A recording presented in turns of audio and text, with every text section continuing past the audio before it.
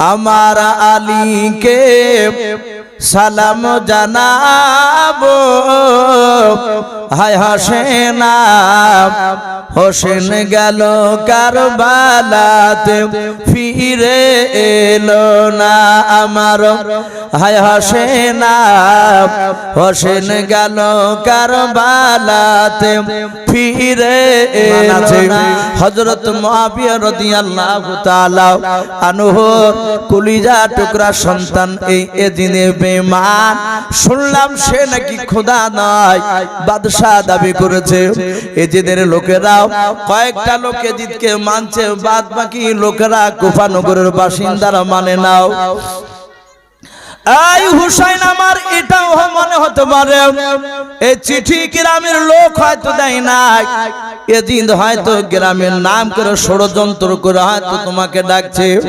ওগো আমার হুসাইন ভাই, রাস্তার ধারে এতিম বাচ্চা বসে কেন কান্দে রে, আরশের পায়া হিলে রে। ওই রাত পোহালো দিন ফোরালো, আর তো বেশি সময়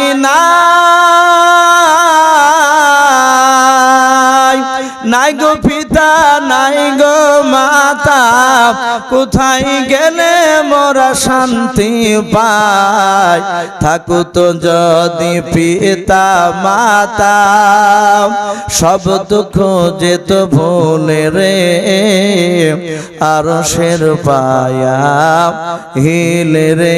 রাস্তার ধারে এতিম বাচ্চা বসে কেন কান্দে রে, আরশের পায়া হিলে রে। ভাইরা আমার বাবা, আল্লাহ রাসূল বলেছেন কোন মুসল্লির নামাজের ব্যাঘাত ঘটবে না, নামাজের ক্ষতি হবে না, নামাজ হয়ে যাবে। আপনি বড় বড় মুফতি সাহেবদের সাথে আলোচনা করবেন, তারা একই কথা বলবে। আল্লাহ রাসূল সাল্লাল্লাহু তাআলা আলাইহি ওয়াসাল্লাম রহমতের নবী হাসান ও হুসাইনকে মসজিদে নিয়ে গিয়েছে। ছোট্ট ছেলে তারা দুই ভাই। নবীজি বললেন, দাদু ভাই এখানে তোমরা বসো, আমি নামাজ পড়ে নি। রহমতের নবী নামাজে দাঁড়িয়ে রুকু করেছেন, সেজদায় গিয়েছে। হাসান হুসাইনেরা দুই ভাই, নবীজির বাপজি পিঠের উপর তারা বসেছে, কাঁধে উঠার উপরে ঘটাচ্ছে নবীজির দুই নাতিতে। হাসান হুসাইন রাদিয়াল্লাহু তাআলা আনহু চুপচাপ তাদের দুই ভাইয়ের হাত ওখানে ধরে সাইডে টেনে নিলেন।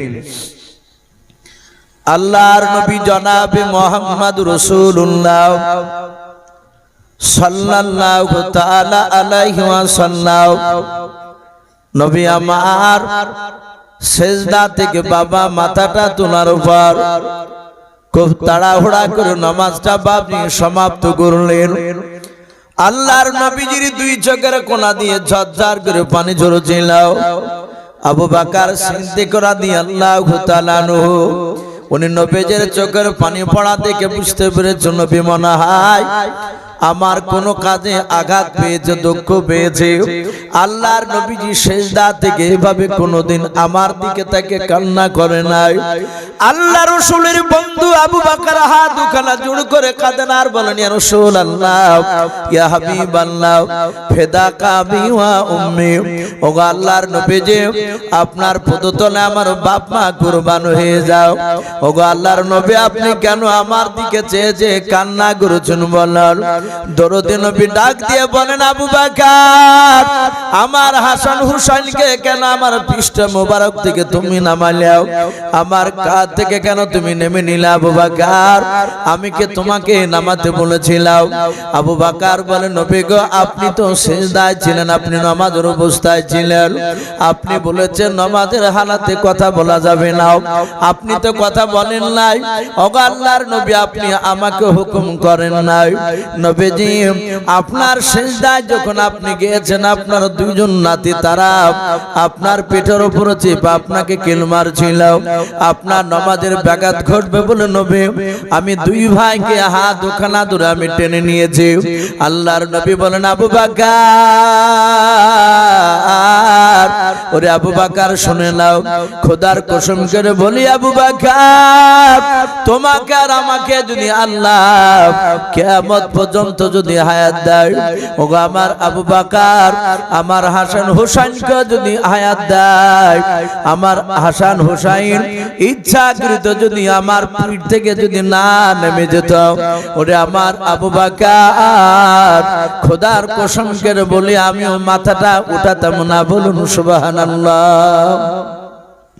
শুধু এই কথাটা বাপজি একটু সমীক্ষা করুন আমি যেদিন বাপজি এই হাদিসটা পড়েছিলাম সেদিন থেকে বাপজি কোনো বাচ্চা ছেলেকে কেউ আঘাত দিলে ধমক দিলে আমি তাকে একটু ইশারাতে সাইডে রেখে নিয়ে গিয়ে তাকে একটু বলি যে ভাই এটা অন্যায় করছেন আপনি বাচ্চা ছেলেটা বাপজি ওকে ছোট থেকে না দিশে করলে বড় হলে আর মসজিদে বাপজি সে পা দিবে না অনেক যুবক আছে বাপজি মসজিদে ঢোকে না ইমাম সাহেবের খাবার দিতে গেলেও বাপজি দরজা থেকে ডাক দেয় যে মাওলানা সাহেব এসে খাবারটা নিয়ে যা যদি বলে যে ভাই ভিতরে আসো না বলে না হুজুর আমার যাওয়া যাবে না এই মসজিদে বাপজি যাওয়া আসা করা বাচ্চা ছেলে নিয়ে যাওয়া এরা হচ্ছে বাপজি দেশের বাপজি আগামী দিনের মুসল্লি বলুন আলহামদুলিল্লাহ এই জন্য বাপজি রাগারাগি করবো না কথা বললে একটু ইশারা করে তাকে একটু থামানো চেষ্টা করতে হবে যদিও চিল্লায় নামাজের কোনো অসুবিধা নেই আমার বিশ্বনবী এত হাসান হোসেনকে ভালোবাসতেন শুধু তাই নয় সাহাবারাও বাপজি ভালোবেসেছে কিতাবে লিখেছে হোসাইন বেশ একটু বড় হয়েছে মদিনার বুকে হোসাইন রাদিয়াল্লাহু তাআলা আনহু মাদ্রাসায় পড়তে গিয়েছে রহমতের নবী নাতি হোসাইন মাদ্রাসায় পড়তে গিয়েছে ওমরের ছেলের নাম বাপজি আব্দুল্লাহ কয়েকটা ছেলের মধ্যে একটা ছেলের নাম আব্দুল্লাহ ছিল এই আব্দুল্লাহ হোসাইনের বাপজি সমবয়স্ক হযরতে আব্দুল্লাহর পাশে হোসাইন বসে আছে কলম দিয়ে বাপজি লিখছিলেন হোসাইন আর আব্দুল্লাহর যায়ক হাতের কোহেনের বাপজি একটু গোতা লেগে ধাক্কা লেগে হোসাইনের হাত থেকে কলমটা পড়ে গিয়েছে হযরত হোসাইন রাদিয়াল্লাহু তাআলা আনহু তিনি ডাক দিয়ে বললেন এই আব্দুল্লাহ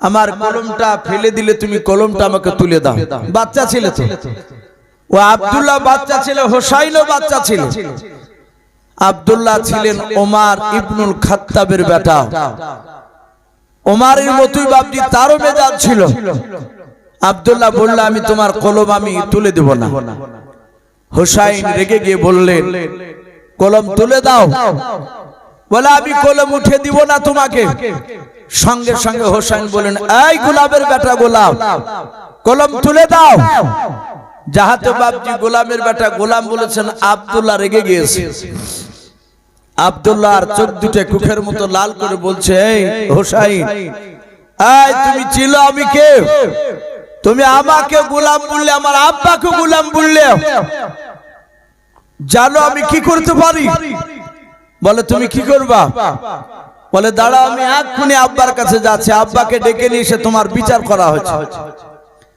হযরতে আব্দুল্লাহ স্কুল থেকে বাপজি দৌড়াচ্ছে তার আব্বা ওমর ফারুকের কাছে হযরত আমিরুল মুমিনিন ওমর ইবনুল খাত্তাব রাদিয়াল্লাহু তাআলা আনহু বাড়িতে আছেন হোসাইনের নয় আব্দুল্লাহ ওমরের ছেলে আব্দুল্লাহ ডাক দিয়ে বলে ওগো আব্বা আমাকে হোসাইন গালি দিয়েছে হযরত ওমর চোখ দুটো লাল করে বলে এই আব্দুল্লাহ কে গালি দিয়েছে ডাক দিয়ে বলে ওই হোসাইন আলীর বেটা বলে কি বলে গালি দিয়েছে বলে গোলামের বেটা গোলাম বলেছে ওমর মেজাজটা হাই করে বলেছিল বাবা আব্দুল্লাহ তোমাকে আলীর ছেলে হোসাইন গালি দিয়েছে বলে হ্যাঁ বলে চলো এক্ষুনি গিয়ে তার কাছে গিয়ে আমি দাঁড়াবো আমি তাকে জিজ্ঞাসা করব তোমাকে গালি দিয়েছে কিনা ওমর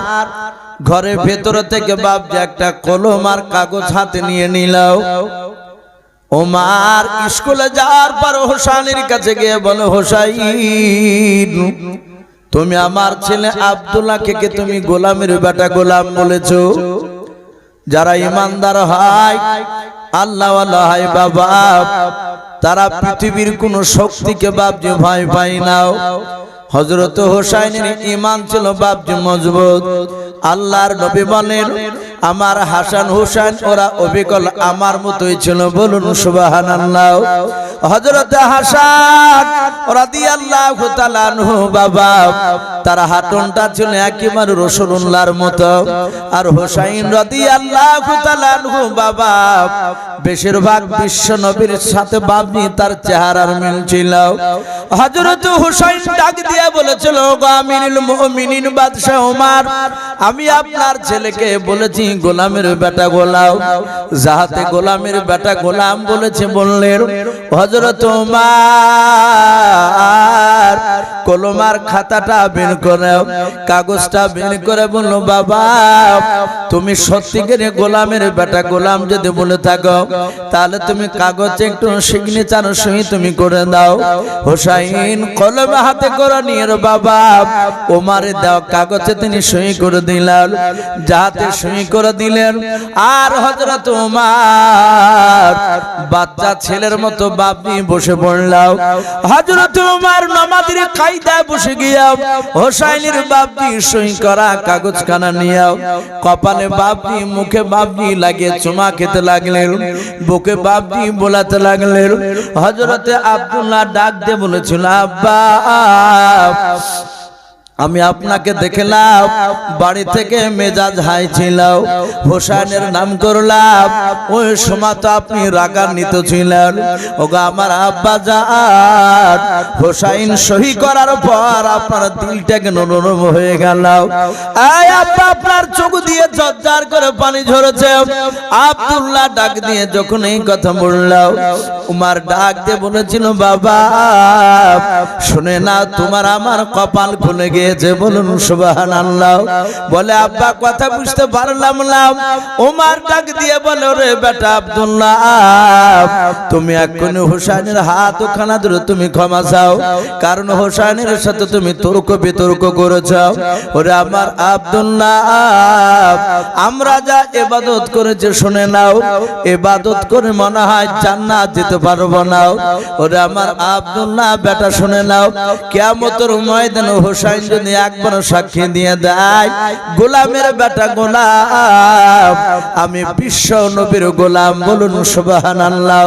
হোসেন যদি একবার কথা বলে দেয়, সাক্ষী যদি দিয়ে দেয়, বেটা আব্দুল্লাহ তোমার আমার জান্নাত যেতে আর কোনো অসুবিধা হবে না। বলুন সুবহানাল্লাহ। এই ছিল বাপজি ভালোবাসা হযরত হাসান আর হোসাইন। এদেরকে রাসূলুল্লাহ দুনিয়াতে জীবিত অবস্থায় জান্নাতের যুবকদের সর্দার বলেছেন এবং বলেছেন বিশ্ব নবীরা যুবকদের সর্দার। সম্মানিত ভাইরা আমার, বাবা জীবনেরা, আল্লাহ রাসূল সাল্লাল্লাহু তাআলা আলাইহি ওয়াসাল্লাম হোসাইনকে বাপজি অনেক চুমা খেয়েছিলেন। আপনারা সকলেই জানেন, আল্লাহ রাসূল হোসেনকে নিয়ে যখন বাপজি আদর করছিলেন, সম্রাট জিবরিল আলাইহিস সালাম তিনি এক মুষ্টি মাটি নিয়ে এসেছিলেন। খাকে কারবালা বলে বাপজি একটি উর্দু কিতাব, শহীদে কারবালা, এইসব বইগুলো বাপজি পড়লে পাবে। তাতে দিয়েছে, আল্লাহ রাসূল বলেন, ওগো জিবরিল ভাই, এই মাটিটা কেন হঠাৎ আমার কাছে নিয়ে এসেছো? জিবরিল বলছেন, নবী এই মাটিটা নিয়ে এসেছি, আপনি যাকে কোলে নিয়ে চুমা দিচ্ছেন, এ হোসাইন কারবালার মাটিতে শহীদ হবে, যেখানে মৃত্যুবরণ করবে ওখানকার আমি মাটি নিয়ে এসেছি। আল্লাহ রাসূল সাল্লাল্লাহু আলাইহি ওয়াসাল্লাম মাটিটা শুংলেন। হযরত হোসাইন রাদিয়াল্লাহু তাআলা আনহু তিনি কোলে থাকা অবস্থায় মাটির ঘ্রাণ পেয়েছিলেন। এই কথাটা কারবালার ময়দানে বাপজি হোসাইন তিনি বলেছিলেন। আমার হোসাইন রাদিয়াল্লাহু তাআলা আনহু মৃত্যুর ব্যাপারে বাপজি অনেকে জানেন, কারবালায় তিনি শহীদ হয়েছিলেন। কিভাবে হয়েছিলেন আমি মোটামুটি একটু আপনাদের সামনে একটু তুলে ধরব। হযরত হাসান হোসাইনের বড় ভাই, এই হাসান বাপজি তিনাকে বিষ খেয়ে হত্যা করা হয়েছিল, তাকে বিষ দিয়ে বাপজি তাকে শেষ করে দিয়েছিল। তো কেতাবে লিখেছে হাসান আব্বা হযরতে বাপজি আলী রাদিয়াল্লাহু তাআলা আনহু, উনি ছিলেন মদিনার বাপজি খলিফাতুল মুসলিমিন, খলিফা। আমরা অনেকে হয়তো খলিফা মনে ভাবি যে হয়তো মসজিদের মনে হয় ইমামকে বলা হয়, বড় মসজিদে ইমাম না, তৎকালীন সেই সময় খলিফা বলা হতো বাদশাদেরকে। তো হযরতে আলী রাদিয়াল্লাহু তাআলা আনহু তিনি মদিনার বাদশা ছিলেন। আর ওইদিকে বাপজি আপনার কুফা বলে বাপজি ইরাকের সরজমিনে, ইরাকে কুফানগর বলে একটা এলাকা শহর, ওই শহরের বাপজি এলাকার বাদশা ছিল হযরত মুআবিয়া রাদিয়াল্লাহু তাআলা আনহু। এই মুআবিয়ার বাপজি সন্তানের নাম ছিল ইয়াজিদ। ইয়াজিদ নাম শুনেন না? ইয়াজিদ। আর এদিকে হযরত আলী রাদিয়াল্লাহু তাআলা আনহুর বাপজি দুটো সন্তান হাসান আর হুসাইন। যাই হোক, হাসান তিনি ইন্তেকাল করেছিলেন। হযরত আলী রাদিয়াল্লাহু তাআলা আনহু তিনি ইন্তেকাল করার পরে মদিনার বাপজি বাদশাহ হলেন হযরতে খলিফাতুল মুসলিমিন আলী রাদিয়াল্লাহু তাআলা আনহুর কলিজার টুকরা ছোট সন্তান হযরত হুসাইন রাদিয়াল্লাহু তাআলা আনহু। আর ওদিকে বাপজি আপনার এজিদের লোক, এজিদের বাপজি লোকেরা তারা শুনতে পেল যে মদিনার প্রতিটা লোক বাপজি হুসাইনকে বাদশা বলে মেনে নিয়েছে। এজিদ বলল, আলীর ছেলে যদি হুসাইন বাদশা হয় তাহলে আমি মুআবিয়ার ছেলে, আমি এজিদ, আমি কেন বাদশা হব না? এজিদও বাপজি লোকের কাছে বাপজি সমর্থ চাইলো যে দেখে আমাকে বাদশা বলে মানে কিনা। দেখলো 100টা লোকের মধ্যে 90টা লোক এজিদের বিরোধিতা করলো। তারা সবাই বলল যে আমরা এজিদকে আমরা বাদশা বলে মানব না, কারণ এজিদের চরিত্র ভালো না। যার বাপজি চরিত্র প্রথম থেকে বাপজি অনেক খারাপ দেখা যায়, সেই লোকটা যতই ভালো দাবি করো আপনার ডাইরেক্ট ওকে বিশ্বাস করা যাবে না, সে আবার খারাপের দিকে যেতেও পারে। তাই এজিদের লোকেরা 90টা লোকের বাপজি নয়, 100টার মধ্যে 10টা লোক হাতে এজিদকে মানলো। আর 90টা লোক বললো যে না, আমরা এজিদকে আমরা মানি না। এজিদ বলল, কাকে মানো? বলে আমরা ওই হুসাইন যদি আসে এই ইরাকের সরজমিনে কুফানগরে, আমরা এজিদকে খলিফা বলে মানবো, বাদশা বলে মানবো, কিন্তু আমরা তোমাকে মানবো না। তুমি তো মদখোর, তুমি গাঁজাখোর, তোমার চরিত্র ভালো না। এজিদ বেয়াদব ছিল, বদমাইশ ছিল বাপজি। এই এজিদ বেঈমান।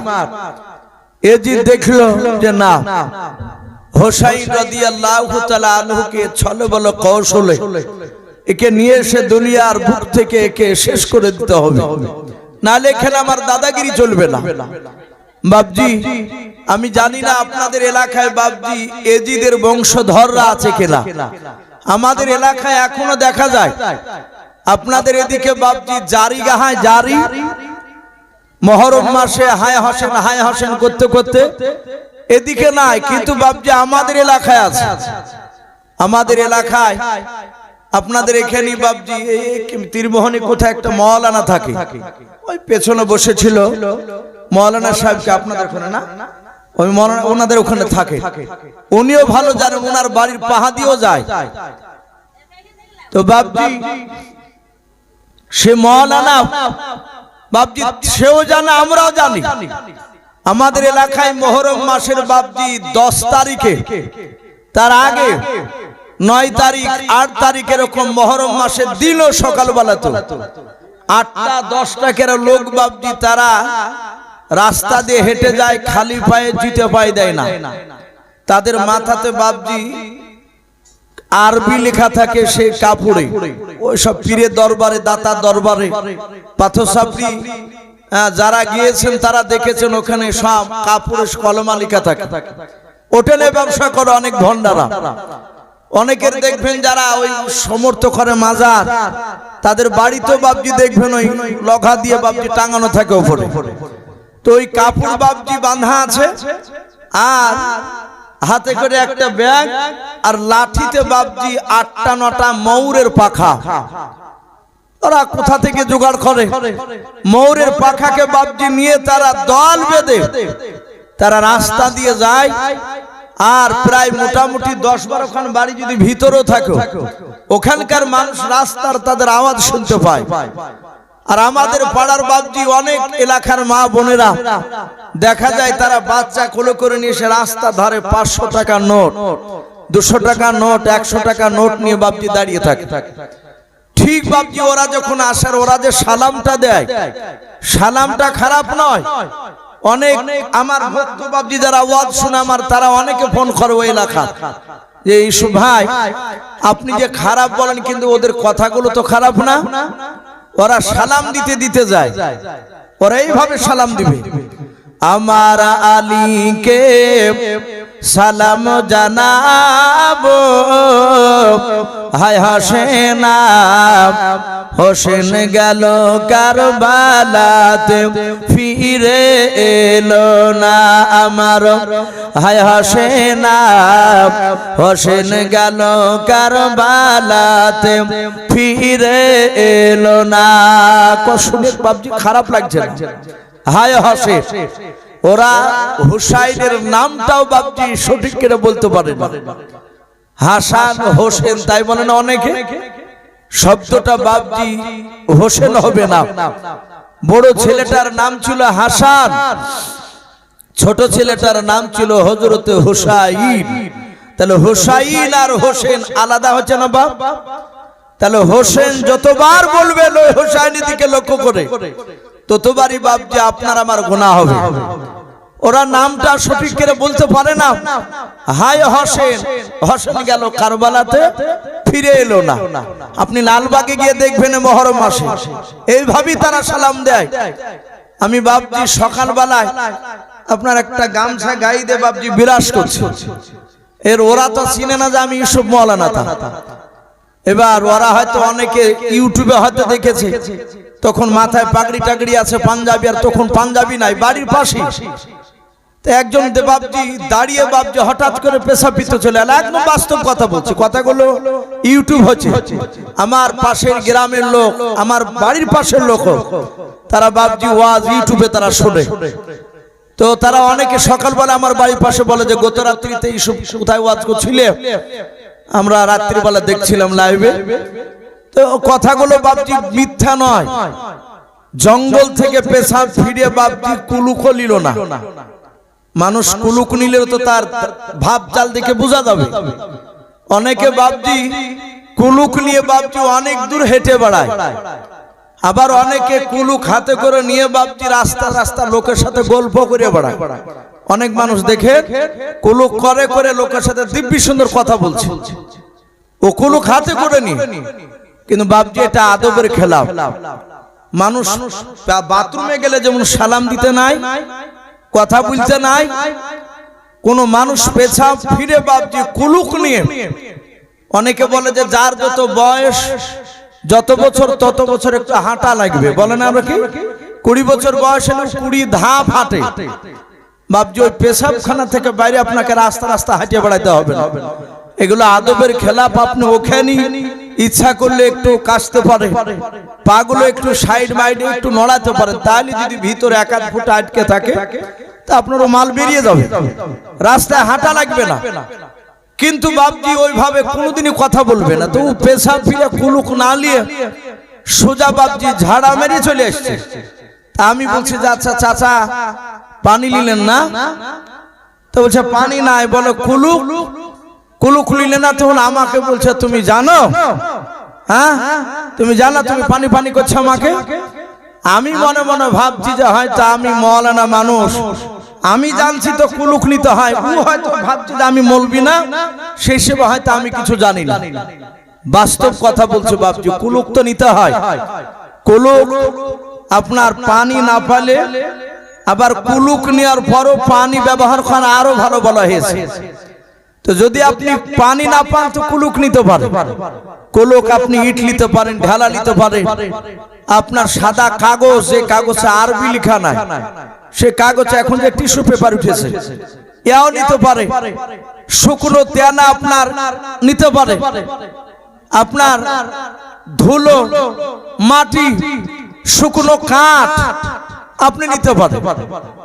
সুরুলিয়া মাদ্রাসা যে প্রাক্তন বাবজি হেড মাওলানা ছিল, এখন কাশীপুরে যে মাদ্রাসা করেছে হযরত মাওলানা বাদরুল আলম সাহেব দামাত বারকতুহুম আলিয়া, উনি হ্যান্ডিক্যাপ আপনাদের এলাকায় অনেকবার এসেছে। উনি আমাদেরকে পড়াছিলেন যে ইস্তেঞ্জা के बाद पानी अगर ना मिले तो क्या क्या चीज लेना जायज है।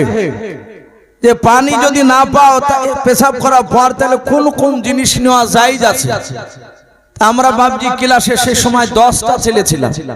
নদিয়ার একটা ছেলে সাইফুল বিলে নাম, কয়েকদিন আগে বাবজি ওর গ্রামে গেছে। ও ইউটিউবে এই কথাটা শুনে বলছি, নিশু ভাই আমার নামটা করেছেন যা কিয়ামত পর্যন্ত আমি মরে গেল, এই ওয়াজ যতদিন থাকবে ততদিন আমার নামটা তো থাকবে ভাই। তো ছেলেটা একটু খুব লোগড়ে টাইপের। তো ও ক্লাসে বাবজি বসেছিল, আমরা বসেছিলাম। এখনো পেশাব করার পর বাবজি ইচ্ছা কি তো সুরুলিয়া মাছে তখন পড়ি আমরা। বাদরুল আলম সাহেব বাবজি চেয়ার নিয়ে বসে আছে, আর হুজুর বসে আছে। ও বাথরুমে পেশাব না করে বাবজি বাথরুমের এক সাইডে যে ও পেশাব করে বাবজি গোটা ইটকে নিয়েছে, ইটকে নিয়ে কাপড়ের তলে নিয়ে বাবজি কুলুক করেছে, করে হাঁটিয়ে বেড়াচ্ছে। তখন বাদরু হুজুর বলছে আর একটা ছেলেকে, হামজালা বলে নাম, আমির হামজা, বলে আমির হামজাকে জিজ্ঞাসা করতে আর কি হলো রে। ও সুজা হ্যাঁ হাঁটছে না, আর হুজুর তো জানছে যে বাথরুম তো অনেক আছে পেশাব খানা, আর এইভাবে কুকুরি করে হাঁটছে কেন, আর বাকিটাকে হলো নাকি ফোড়া মুড়া উঠেছে নাকি রে মা। তখন আমির হামজাকে বলছে এই সাইফুল্লাহ কি হয়েছে তো। তো ও জানে যে পেশাব করে কুলুক নিলে কথা বলতে হয় না, তখন এইভাবে ইশারা করে বলছে বলা হবে না। তো হুজুর ধমক দিয়ে বলছে এই বেয়াদব সুধা কি হয়েছে। তখন যাই কি হয়েছে বল, হুজুর জিজ্ঞাসা করছে। তখন বলছে তো কুলুক নিয়েছি। তো কুলুক কি নিয়েছিস? তখন ও কাপড়ের ভিতর থেকে একদম সে গোটা সে ইট বাইর করে দেখাচ্ছে। তো হুজুর হাসছে, হুজুর বলছে কত বড় বেয়াদব দেখ দিলি, আরে শয়তানি ভাবে গোটা ইট না লিয়ে তুই গোটা পাঁচিল নিয়ে ঘুরে বেড়া যা। তখন বলছে যে হুজুর আপনি ইট লিয়া জায়েজ বললে, আপনি তো পরিমাপ বলেননি যে কটটুক নিতে হবে। তো হুজুর বলছে বেয়াদব তুই জানিস না যে কটটুক নিতে হবে তা। তো আরো অনেক কথা হুজুর একটু হাস্যকর করে বললো। আমি মনে মনে ভাবছি, হয়তো ভাবছি যে আমি জানি না। লাস্টে তখন বলছে যে আমার হোসাইন তার বংশ সব পানি পানি করে শেষ হয়ে গেছে, এই জন্য আমরা পানি ব্যবহার করি, পানি নিই না। একদম বাস্তব কথা বলছে। অনেকে বাবজি মদ খায়, যারা বুঝে না তারা যায়, না বুঝে সেটা বাবজি হয়তো জানে না, কিন্তু জানার বড় বাবজি ওতে যাওয়া যাবে না। ওরা হাই হোসেন করছিল, এটা ছিল বাবজি এজিদের দল। এজিদের মাথাকে কেটে এজিদের লোকেরা তারা আনন্দ করে হাই হোসেন করতে করতে গিয়েছে মাথাখানে এজিদের কাছে। এই জন্য বাবজি হাই হোসেন যারা জারি করে, আমার ইউটিউবে আশা করি কথা অনেকে শুনছেন, আমি বলবো প্রতিটা বাবজি ভাইদেরকে না জানতে যা করেছেন তওবা করবে, ওই জারিতে যাবেন না। মুহররম মাসে বাবজি আপনাকে ওই জারি গাহানের কথা হাদিসে নাই। হাদিসে আছে মুহররম মাসে দুটো রোজা রাখার কথা। কথা ঠিক না বেঠিক বলুন? দুটো রোজা আপনি ইবাদত করে, আপনি দান ধ্যান করেন, এগুলো জায়েজ আছে। আপনি নামাজ পড়বেন না, রোজা করবেন না, পেশা ফিরে পানি নেবেন না, আর ওইভাবে বাবজি চলে যাবেন না। বেশিরভাগ মানুষ বাবজি তারা মাতাল সাজে, আর এর মধ্যে দু চারটা মানুষ থাকতে পারে বাবজি তারা পানি টানি নিতে পারে, কিন্তু অনেকে নাই না। আমি বলছিলাম এ হোসাইন রাদিয়াল্লাহু তাআলা আনহু বাবজি আপনার আস্তে আস্তে বাবজি সেই মদিনার যখন বাদশা হলে, এজিদের বেটা নয় মুয়াবিয়ার বেটা এজিদ, সে বাবজি চিঠি লিখে পাঠালো গ্রামের লোকের নাম করে। কিতাবে লিখেছে এক নাই দুই নাই 150 খান বাবজি চিঠি হোসাইনের দরবারে পৌঁছাচ্ছে। হোসাইন চিঠিগুলো নিয়ে একাই সিদ্ধান্ত নিলেন না, উনি মাশওয়ারা করলেন। হোসাইন দেখেছেন আমার নানু ভাই সাহাবাদেরকে নিয়ে মাশওয়ারা করেছিলেন, বলুন সুবহানাল্লাহ। যে কোনো কাজ বাপজি করতেন নবী মাশাআল্লাহ ভিত্তিক কাজ হতো। সারা পৃথিবীতে নবীর উপর দিয়ে জ্ঞান আর কোনো মানুষের ছিল বাপ? একটু কথা বলে। কিয়ামত পর্যন্ত জন্মাবে না নবীর উপর দিয়ে জ্ঞানওয়ালা মানুষ। অথচ বাপজি খন্দক বলে একটা যুদ্ধ পাওয়া যায়, খন্দকের যুদ্ধ। খন্দক মানে বাপজি খুঁড়া, মাটি খুঁড়া, গর্তকে বাপজি গর্ত করেছিল। তো কেতাবে লিখেছে আল্লাহ রাসূল গর্ত করার আগে নবী সাহাবাদেরকে নিয়ে আলোচনা করলেন, বসলেন, বলেন ওগো সাহাবারা, আজকের যুদ্ধ নয়, আগামী পরশু যুদ্ধ। আমাদের আজ আর কাল সময় আছে হাতে, পরশু দিন যুদ্ধ শুরু হবে। সাহাবারা বলো এই যুদ্ধটা কিভাবে পরিচালনা করা যায়, কিভাবে আমরা কাফেরদেরকে হারাতে পারবো, বেঈমানদেরকে। সাহাবারা একটু তোমাদের মতামতটা বলো। আচ্ছা বলেন, ওখানে নবী বলতে পারতেন না যে তোমাদের চেয়ে আমার ব্রেন বেশি, আমার বুদ্ধি আছে? অথচ সাহাবারা বললেন আবু বকর, ওগো নবী, আপনার অপর দিয়ে ব্রেন আর কারো নাই পৃথিবীতে, আমাদেরও নাই। নবী আপনি যেভাবে ডিসিশন নেবেন সেইভাবে আমরা মানব। আল্লাহর নবী বলেন, ওগো সাহাবা আবু বকর, আমি প্রতিটা সাহাবার আমি মতটা চাই, দেখে কার মতটা আমি গ্রহণ করব, মেনে নেব। এক একটা সাহাবা বাপজি এক এক রকমের বাবা মত বাপজি প্রকাশ করলো। নবী যে সবারই মতগুলো বাপজি শুনলেন। শোনার পর সালমান ফারসি রাদিয়াল্লাহু তাআলা আনহু, আল্লাহর নবীজির বাপজি বয়স্ক সাহাবা, ডাক দিয়ে বলো, নবী গো, এক এক সাহাবা এক এক রকমের মত বলেছে নবী, আমার মতটা একটু ভিন্ন হবে, আলাদা হবে। ওগো আল্লাহর নবী আমি কি বলবো? নবী বলুন, সাহাবা আমি সবারই অনুমতি দিয়েছে, তোমরা বলাও। ওগো সালমান, সবারই হয়েছে, শুধু তোমার বাকি আছে আর আমার বাকি আছে। আল্লাহ রাসূল বলেন, ওরে সাহাবা তাড়াতাড়ি তুমি বলো।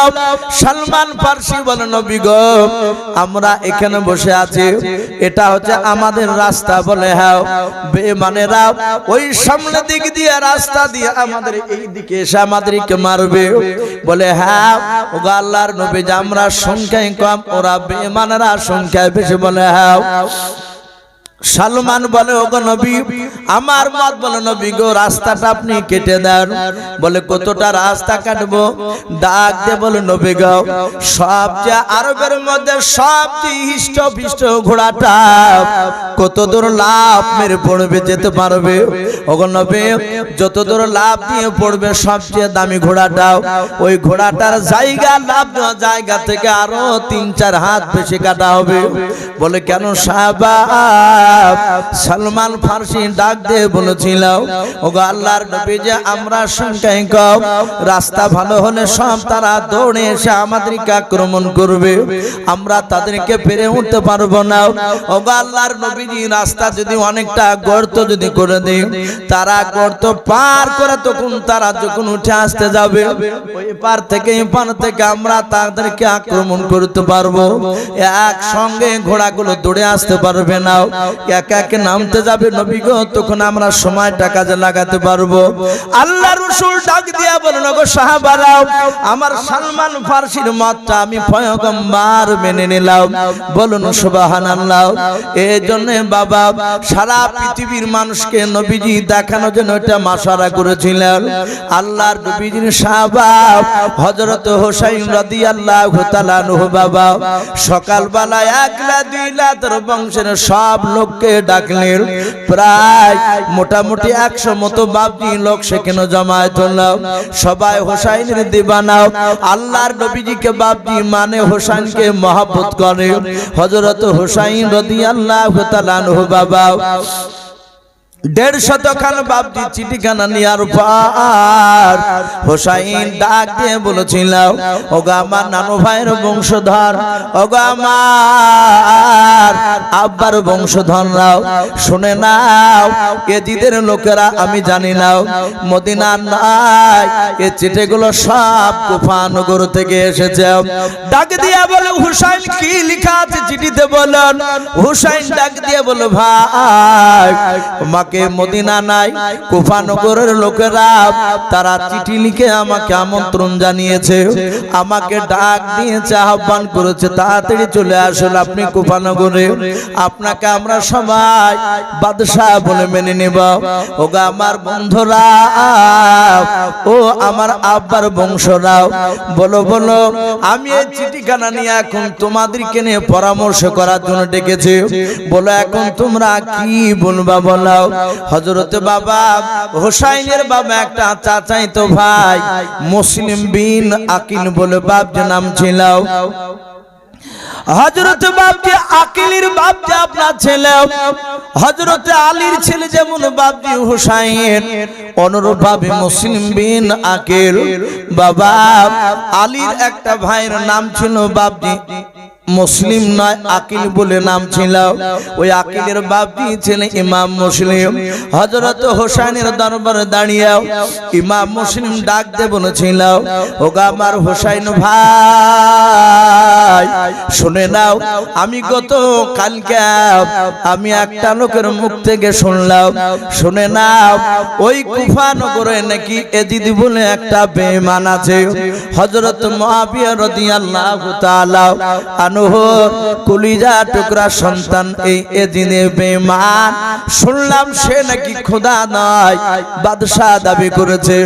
এজিদের লোকেরাও কয়েকটা লোক এজিদকে মানছে, বাদ বাকি লোকেরা কুফা নগরের বাসিন্দারা মানে নাও। এই হুসাইন আমার এটাও মনে হতে পারে এই চিঠি গ্রামের লোক হয়তো দেয় নাই, এদিন হয়তো গ্রামের নাম করে ষড়যন্ত্র করে হয়তো তোমাকে ডাকছে।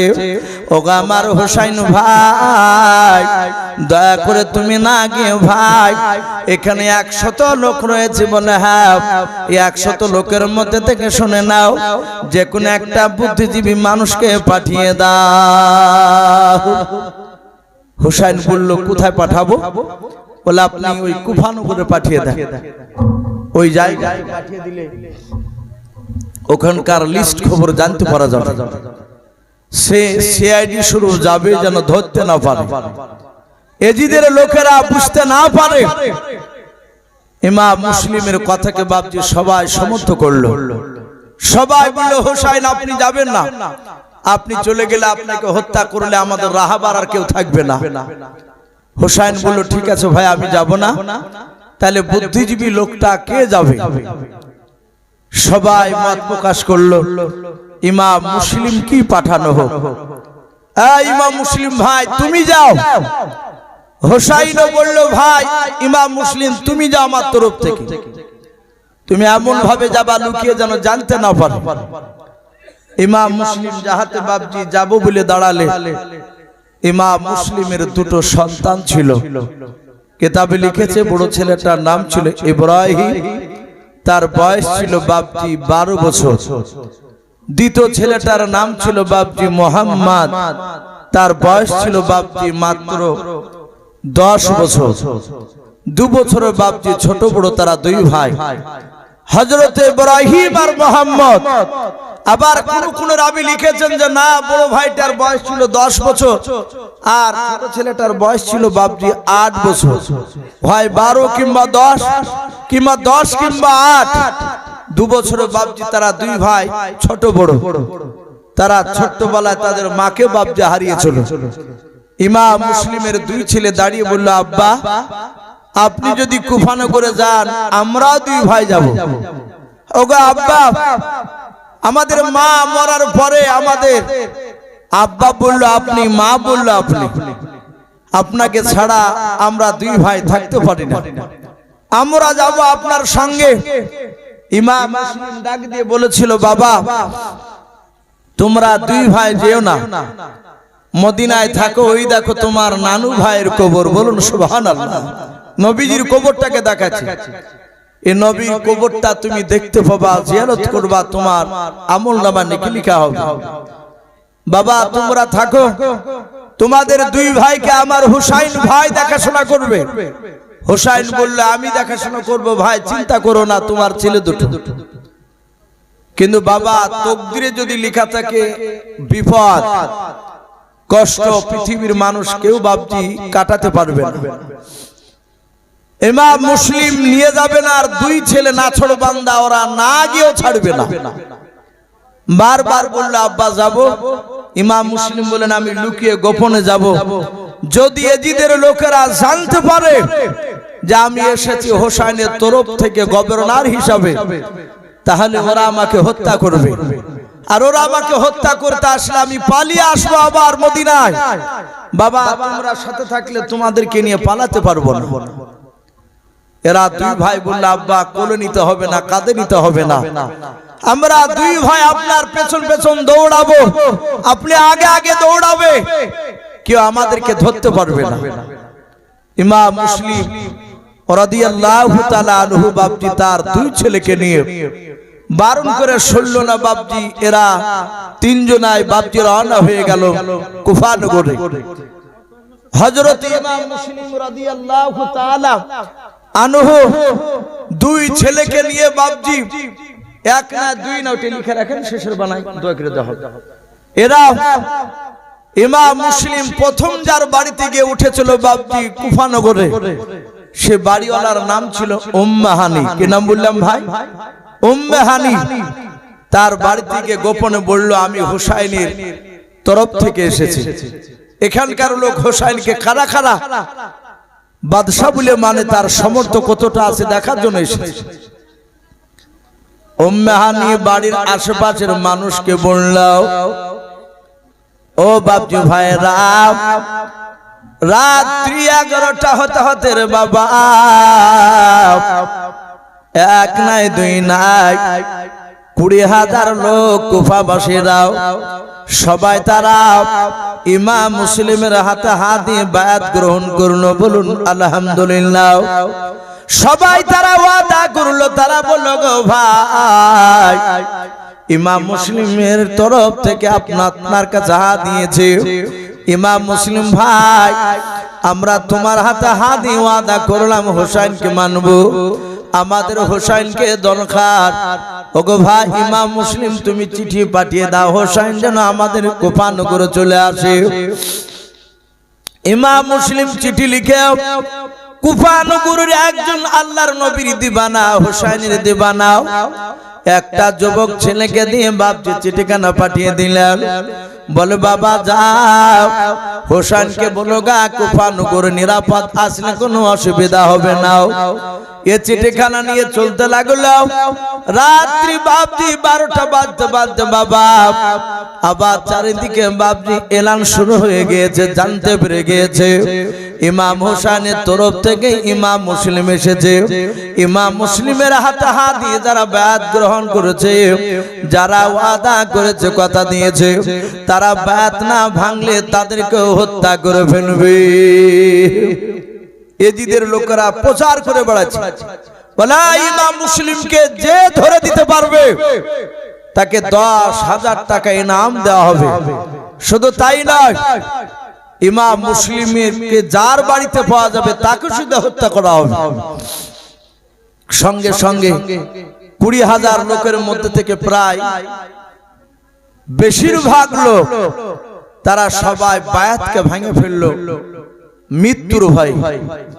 তারা সবাই বাপজি বলল ইমাম মুসলিম পালিয়ে যাও, আর তোমাকে আমরা বাঁচাতে পারবো না। উম্মে হানি বলল ভাই ইমাম মুসলিম এখনই পালিয়ে যাও। ইমাম মুসলিম বললেন ভাই তাহলে এই রাতারাতি কুফা নগর থেকে আমি মদিনায় পালিয়ে যাব। দুই ছেলেকে নিয়ে বাপজি রাস্তা দিয়ে হেঁটে যাচ্ছে। বেশ কিছুটা দূর যাওয়ার পর ইমাম মুসলিম ডাক দিয়ে বলেছিল গো বাবা, আমি মদিনাতে বলেছিলাম তোমরা দুই ভাই আমার সঙ্গে এসো নাও। ওরে বাবা বলে এখন তোমাদেরকে তো কোলকেরে নিয়ে দৌড়াতে পারবো না। হযরত ইব্রাহিম আর মুহাম্মদ ডাক দিয়ে বলে আব্বা আপনি চিন্তিত হবেন না, আমরা আপনার পেছন পেছন দৌড়ে যাব, আপনি চলুন। অনেকটা রাস্তা বাপজি দৌড়ে গেলেন। সামনে গিয়ে দেখেন বাবা কুফা নগরের লোকেরাও এজিদের লোকেরা তলোয়ার নিয়ে ঘুরছে, ইমাম মুসলিমকে বাবা খুঁজতেছে। এজিদ বলেছে গোটা কুফা নগরকে ঘেরাও করে নাও, যেন কুফা নগর থেকে ইমাম মুসলিম যেন পালিয়ে না যেতে পারে। এরা বাবা দুই ভাই ডাক দিয়ে বলেন আব্বা, ওই দেখেন সামনে মানুষ ঘোরাফেরা করেছে। বলে হ্যাঁ বাবা, ওরা এজিদের লোক, কথা বলবা নাও। ওই রাস্তা থেকে বাবা আর একটা রাস্তা দৌড়ালো মদিনা যাওয়ার জন্য। ওই রাস্তায় কিছুটা দূর যাওয়ার পর দেখো রাস্তা তো ভাবছি এজিদের লোকেরাও।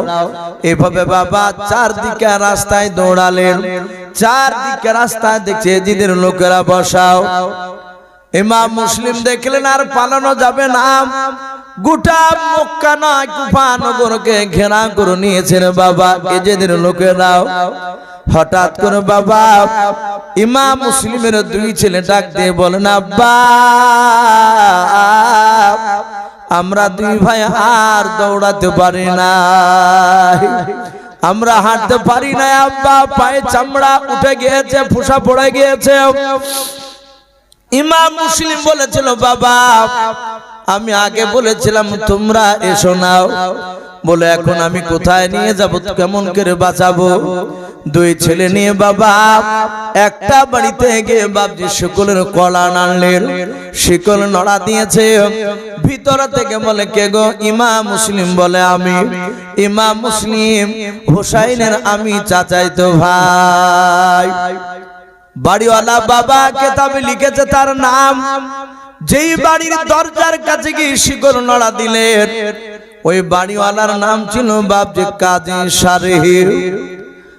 হুসাইনের দিবানা, আল্লাহর নবীজির বাবজি গোলাম, আল্লাহর নবীজির বাবজি উম্মাদ।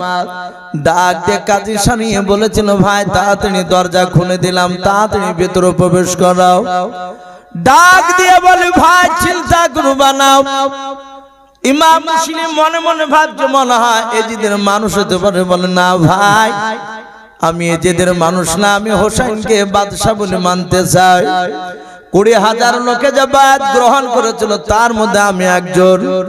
ভাই চিন্তা করবা না। ডাক দিয়ে বলেছিল ইমাম মুসলিম ভাই তোমার সাথে দুজন এরা কারা? ইমাম মুসলিম ডাক দিয়ে বলেছিল ভাই এরা নওশাই রাসূল, এরা নবীর বংশধর। আমার কলিজা টুকরা হযরত হাসান আর হুসাইন নাই, আমার কলিজা টুকরা ইব্রাহিম আর মুহাম্মদ। কাজী সারহি রাসূলের হাদিসের কথা মনে পড়ে গেল। নবী বলেছেন আমার বংশধর যারা ঈমানদার, তাদেরকে যদি কোনো ঈমানদার যদি তার তাজিম করে, তার সম্মান যদি করে, তাকে যদি ইজ্জত দেয়, কিয়ামতের ময়দানে তার জন্য আমি জান্নাতে সুপারিশ করব। বলুন সুবহানাল্লাহ।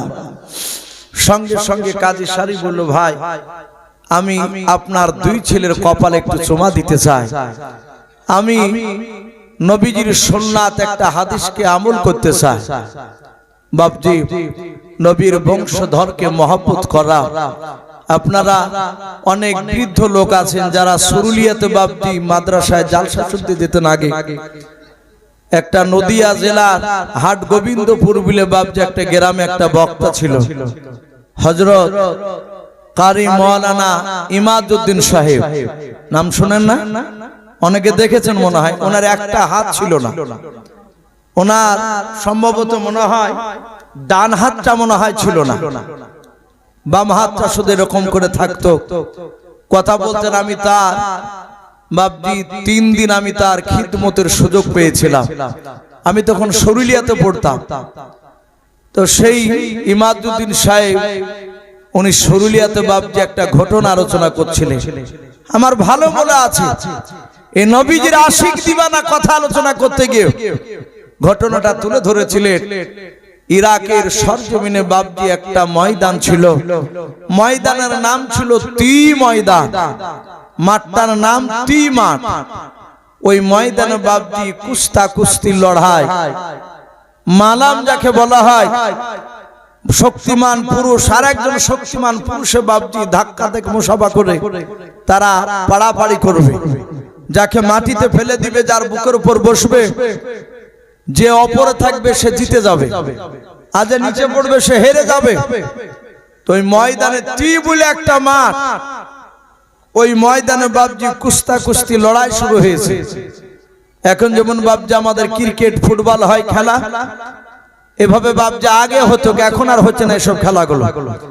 তো সেখানে বাপজি এক নাই দুই নাই 50টা পালোয়ান 50টা দেশ থেকে গিয়েছে, বিরাট বিরাট শক্তিমান, হাজার হাজার লোক বাপজি চারিদিকে টাপ্পুর মেরে দাঁড়িয়ে দাঁড়িয়ে খেলা দেখছিল তাদের।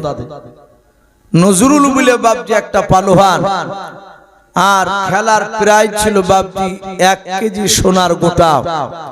সে সময় সোনার গোটা নিয়ে বাপজি খেলা শুরু হবে। ডাক দিয়ে বলল, নজরুল কেউ কি আছো আমার সাথে মোকাবেলা করতে? কেউ কি আছো? সঙ্গে সঙ্গে বাপজি আরো যেমন 40টা পালোয়ান, অনেক লোক গার্জেন সেজে নিয়ে গিয়েছিল, হ্যাঁ করে নিয়ে এসে চলো। তারা সবাই আঙুল দিয়ে দেখাচ্ছে আর বলছে, ভাই যাও যাও, ওই লোকটাকে ফেলতে পারলে 1 কেজি সোনা দলা গোটা তুমি জিতে নেবা, তুমি যাও। সঙ্গে সঙ্গে বাপজি তখন ওই 39টা পালোয়ান বললো, সর্বনাশ, ওকে পারা যাবে না, ওকে পারবো না, আর যা শরীরের গঠন, ওকে পারবো না, আমরা মানামে। কেউ গেল না। রেফারি সাহেব বাপজি ওই 1 কেজি সোনার গোটা নিয়ে বলল, আমি 1 থেকে 10 পর্যন্ত গুনবো, যদি এই নজরুলের যদি বিরুদ্ধে না আসতে পারো কেউ, তাহলে 1 কেজি সোনার গোটা হিসাব মতো নজরুলই পাবে, ওকে দিয়ে দেওয়া হবে। 1 2 3 4 করে গলছে বাপজি, প্রায় 9 হয়েছে।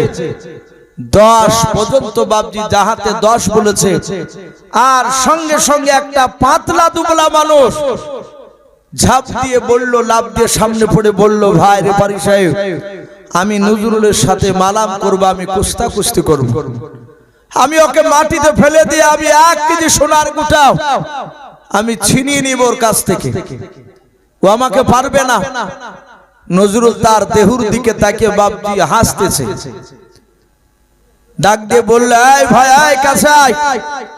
পাতলা দুবলা মানুষটা কাছে গেল যুবক, ডাক দিয়ে বলেছিল, নজরুল ভাই তুমি চোখে দেখতে পাও?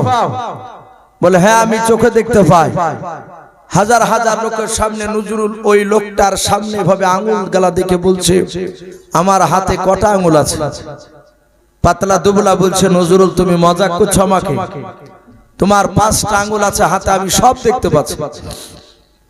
এই নজরুল, আমার উপরটা পাতলা হতে পারে, কিন্তু আমার ভিতর শক্তিমান, অনেক শক্তি রয়েছে, আমি তোমাকে টান মেরে ফেলে দিব মাটিতে। নজরুল বলছে, পাতলা দুবলা, তোর আমি হাতখানা ধরে একবার টান মেরে পাকসাটা মেরে দিলে 50 হাত দূরে গিয়ে তুই পড়বি, আর তুই আমার সাথে মালাম করবি? বলে, হ্যাঁ। রেফারি সাহেবকে বলল, নজরুল ভাই আপনি সহি করে নেন, আর জীবন চলে গেলে আমি দায়ী নাই। নজরুল বাপজি আপনার বলল, পাতলা দুবলা মানুষটা সহি করে দিল যে আমি রাজি আছি। সামনে একটা দাগ দিয়েছে, দাগের ওই পাশে বাপজি নজরুল, এই পাশে পাতলা দুবলা মানুষ। রেফারি সাহেব বাপজি বাঁশি বাজিয়ে দিয়েছে। বাবা ওই নজরুল এইভাবে বাবা হাতখানা বাড়িয়েছে, হাত ধরে বাবা মুসাফা করে টানাটানি করে কুস্তি শুরু হবে। যাহাতে বাবা নজরুল হাত বানিয়েছে, পাতলা দুবলা মানুষটা হাতখানা বাবা বাড়ি দিয়ে বাপজি থরথর করে কাঁপতেছে। ওই পাতলা দুবলা মানুষটার চোখ দিয়ে বাপজি পানি ঝরছে। আস্তে করে বলছেন, গো নজরুল ভাই দয়া করে চিৎকার করবা না রে ভাই, তোমার কানটা একটু আমার মুখের গড়ে নিয়ে এসো।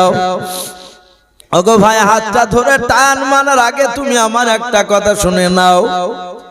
নজরুল তাকে দেখছে, পাতলা দুবলা মানুষটার চোখ দিয়ে পানি গড়ে। নজরুল চিন্তা করল, আল্লাহ আমি আজকের ময়দান দিয়ে আমার 50টা মালাম করা হবে ময়দানে। এর আগে 49টা আমি ময়দানে কুস্তি করতে গিয়েছি।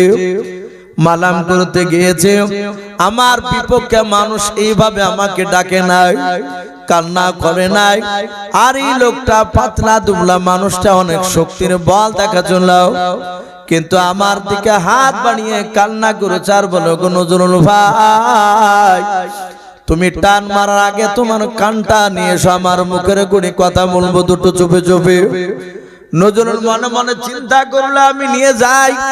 কানটা যাহাতে বাপজি নিয়ে গিয়েছে মুখের গুণে পাতলা দুবলা মানুষটার কাছে। পাতলা দুবলা মানুষটা ডাক দিয়ে বলেছিল, ওরে নজরুল ভাই, তুমি কি আমার নাম জানো? বলে না, নাম জানিয়ে লাভ কি হবে, আমার জেনে লাভ নাই। সঙ্গে সঙ্গে ডাক দিয়া বলে, ভাই আমার নাম তোমার না জানি, আমি তোমাকে বলি রে ভাই, আমার নাম হচ্ছে আব্দুর রহমান। ডাক দিয়ে বলে, ভাই ও নজরুল, তুমি কি জানো আমি কোন বংশের সন্তান? বলে তাও জানি না। ডাক দিয়ে বলে, ও নজরুল ভাই, আমি যে কোনো সাধারণ বংশের সন্তান নয়, আমি বিশ্বনবী জনাবে মুহাম্মদ রাসূলুল্লাহ সাল্লাল্লাহু তাআলা আলাইহি ওয়াসাল্লামের বংশধর। বলুন সুবহানাল্লাহ। নজরুলকে যাহাতে নবীর বংশধর বলেছে, বাবা নজরুলের প্রশংসা বাপজি খাড়া হয়ে গেল। ডাক দিয়ে বলে, ও নজরুল ভাই, আমি নবীর বংশধর হয়ে কেন আমি তোমার কাছে এসেছি তুমি জানো না? বলে না ভাই। ডাক দিয়ে বলে, নজরুল ভাই, আমি জীবনে কোনোদিন কুস্তির ময়দানে আমি নামিনি। যারা দেখবেন বাবা জীবনে ফুটবল খেলে নাও, তাকে ফুটবলের ময়দানে নামে দিলে দেখবেন বল মারতে গিয়ে বাপজি প্লেয়ারের পায়ে মারবে। ডাক দিয়ে বলে, ভাই আমি জীবনে কোনোদিন কুস্তি করি নাই, কুস্তি করে তো জানি না। নজরুল বলে, ভাই তাহলে কেন তুমি নামিলে? কেন তোমার বল দেখাছিলে? কথা তো হারিলে না প্রথমে। আমি কয়েকবার বারণ করেছিলাম তুমি চলে যাও, তুমি আমার কথাকে পাত্তা দাও নাই। নজরুলকে ডাকতে আব্দুর রহমান বলেছিল, ভাই শুনে নাও, আমি কেন ময়দানে এসেছে তুমি জানো না? বলে নাও। বলে, আল্লাহ আমাকে 1 2 3 4 করে আমাকে 6টা বেটি দান করেছে। ওগো নজরুল ভাই, আমার 3টে বেটির বিয়ের মতো হয়ে গিয়েছে, আমি টাকার অভাবে আমি বিয়ে দিতে পারি নাই। ওগো আমার নজরুল ভাই, আজ 1 মাস থেকে যখন আলোচনা শুরু হয়েছে যে ময়দানে দিয়ে মালাম হবে, কুস্তি হবে 1 মাস পর। ওগো নজরুল ভাই, আমি সোনার গোটার প্রাইজটাও আমি শুনেছি।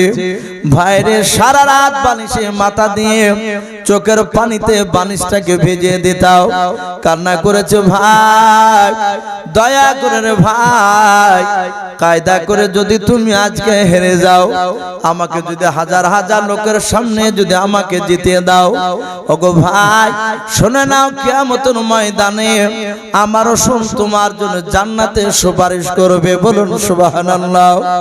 কারণ আমি নবী বংশের, আমি ইমানদার বান্দা। এই ভাই তুমি চিন্তা করো না, আমি আল্লাহর নবীকে ভালোবাসি। সঙ্গে সঙ্গে নজরুল বাবা মনে মনে চিন্তা করলো, ভাই আপনার আব্দুর রহমান বলেছিল, ভাই সোনার গোটাটা পেয়ে গেলে আমার 5টা বেটির বিয়ে হয়ে যাবে, অসুবিধা হবে না। নজরুল বলল, ভাই আর কেঁদো না, চিন্তা করো না, সোনার গোটা তোমাকে আমি দিয়ে দেবো, আজকে আমি হেরে যাব। নজরুলকে বললো, ভাই রে মুখে হেরে যাব বলে মানুষে মানবে না, একটু কায়দা করতে হবে, একটু অভিনয় করা লাগবে। নজরুল বলে, ভাই তুমি যখন নবী বংশের সন্তান পরিচয় দিয়ে তোমাকে আর মাটিতে আমি আছাড় মেরে ফেলবো না, দরকার হলে ভাই আমি তোমার পায়ের তলে আমি পড়ে যাব, চিন্তা করো না। নজরুল বলল, ভাই তাহলে এবার রেডি হয়ে যাও। হাজার হাজার লোকেরা বাপজি তাদের কাজকার কথা শুনতে পেল না। নজরুল হাতখানা বাড়ি দিয়েছে রে বাবা, পাতলা দুবলা আব্দুর রহমান হাতখানা বাপজি ধরে টান মেরেছে। নজরুল বাপজি আপনি ইচ্ছাকৃত পড়ে গেল। নজরুলের বুকের উপর যুবক বাবা উঠে হাত টানে মারতে লাগলো। আমি যেতে গিয়েছি, রেফারি সাহেবকে জনগণ ডাক দিয়ে বলেছিল, ভাই এ হাতির সাথে মশার লড়াই, হাতি পড়ে গেল, মশা জিতে গেল, এটা আমরা মানব না। আই রেফারি আবার মালাম শুরু করাও। রেফারি বলে, ভাই নজরুল তুমি মালাম করতে পারলে না, আবার দ্বিতীয়বার মালাম করা লাগবে। নজরুল বলল, আমি রাজি আছি। যাহাতে বাপজি রেফারি বাসে দিয়েছেন, নজরুল হাত বানিয়েছে। আব্দুর রহমান হাত খানা ধরে বলে, নজরুল ভাই যেন লোকের ধিক্কার শুনে যেন তুমি আমার হাত ধরে যেন টান মারো নাও। উজানে টান মেরে দিলে আমি পড়ে যাব। সঙ্গে সঙ্গে রে বাবা হযরত হুসাইন রাদিয়াল্লাহু তাআলা আনহু বাবা আপনার নয়, ইমাম মুসলিমের বাপজি নয়, ওই যে বাপজি নবী বংশের খানদান আব্দুর রহমান হাতখানা ধরেছে। নজরুল বলে, ওরে আমার আব্দুর রহমান শুনে নাও, একবার কেন দুইবার কেন 100 বার যদি মালাম করতে যদি আমাকে বলে দেয়, ওগো শুনে নাও 100 বারে আমি তোমার কাছে আমি হেরে যাব। বলুন সুবহানাল্লাহ। নজরুল বাপজি আবার পড়ে গেল, আবার মালাম শুরু করলো, আবার পড়ে গেল।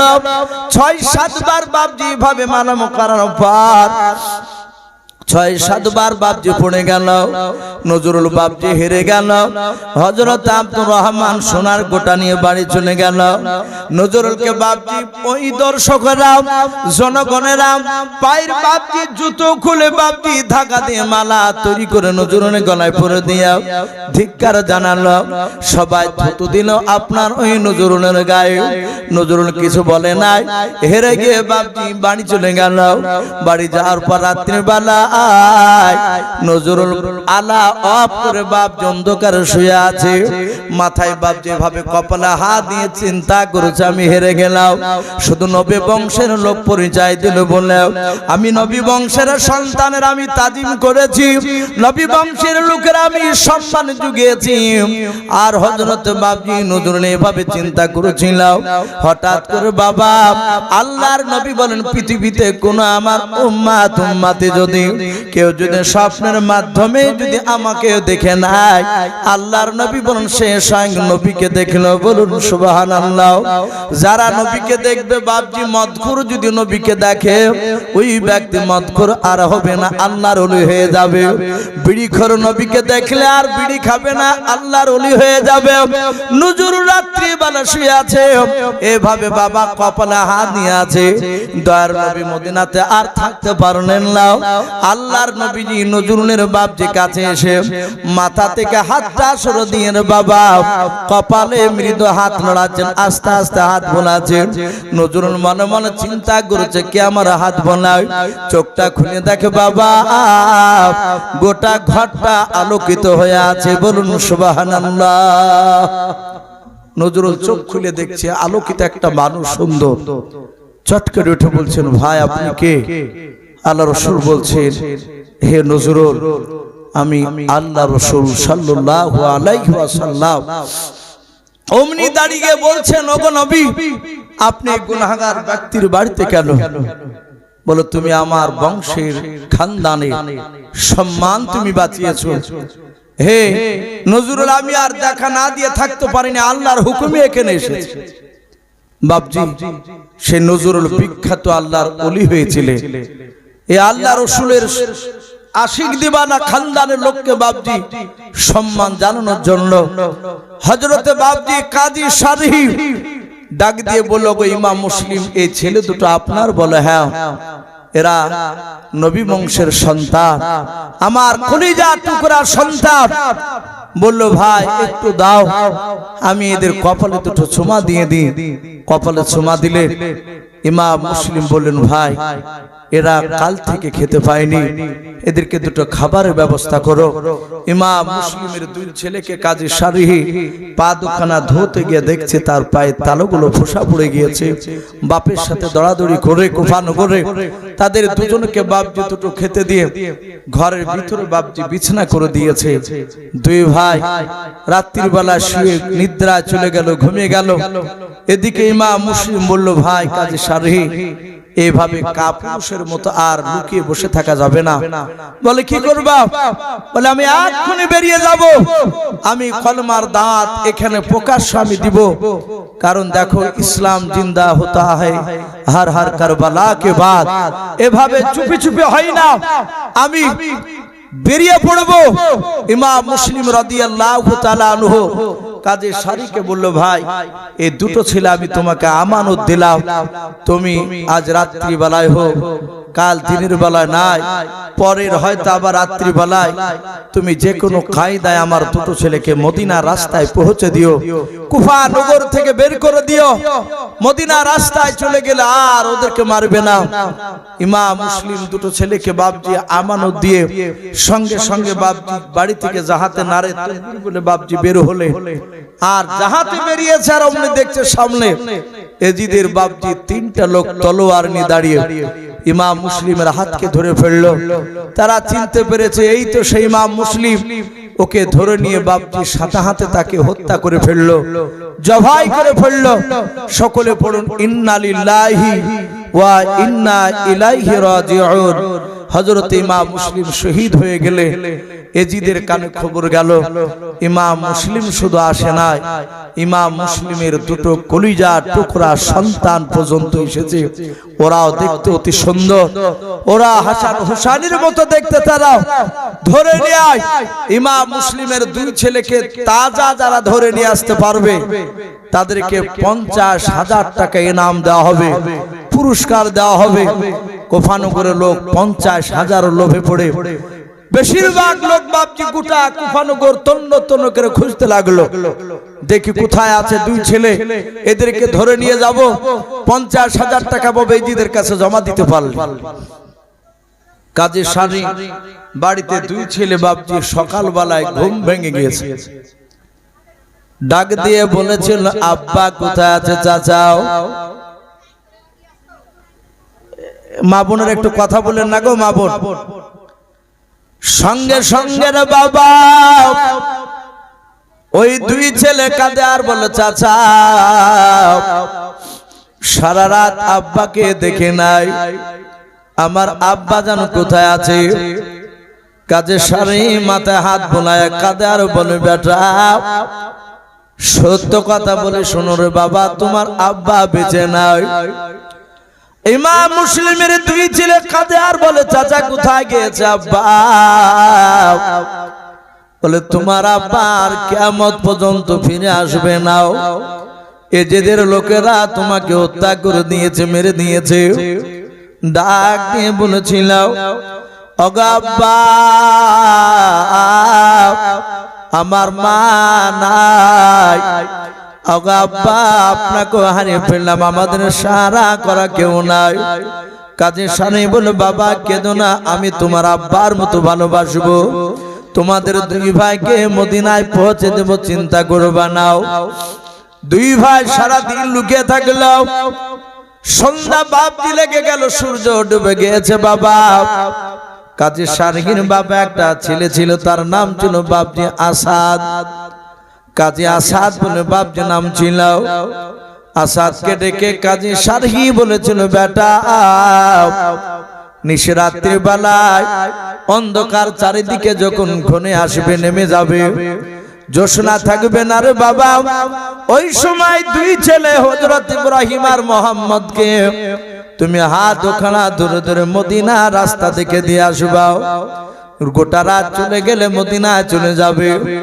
দুই ছেলে বাবা আসাদের হাত ধরে বাপ হাঁটতে লাগলো। রাত্রি বেলা অনেকটা রাস্তা যাওয়ার পর ওই দুই ভাই আসাদ বাপজি হাঁটতে হাঁটতে দেখলো একটা কাফেলা 8-9টা লোকের বাপজি দল রাস্তা দিয়ে যাচ্ছিল। কাজী শারগির ছেলে বাবা আসাদ ডাক দিয়ে বলেছিল, ভাই আমাকে আর যাওয়া লাগবে না, তোমাদের সাথে। বলে কেন? বলে ওই দেখো লোক দেখতে পাচ্ছ? বলে হ্যাঁ, ওই লোকগুলোর বাড়ি হচ্ছে মদিনায়, ওরা নিশ্চয়ই মদিনাতে যাবে, ওদের পেছন পেছন তোমরা দুই ভাই দৌড়ে চলে যাও।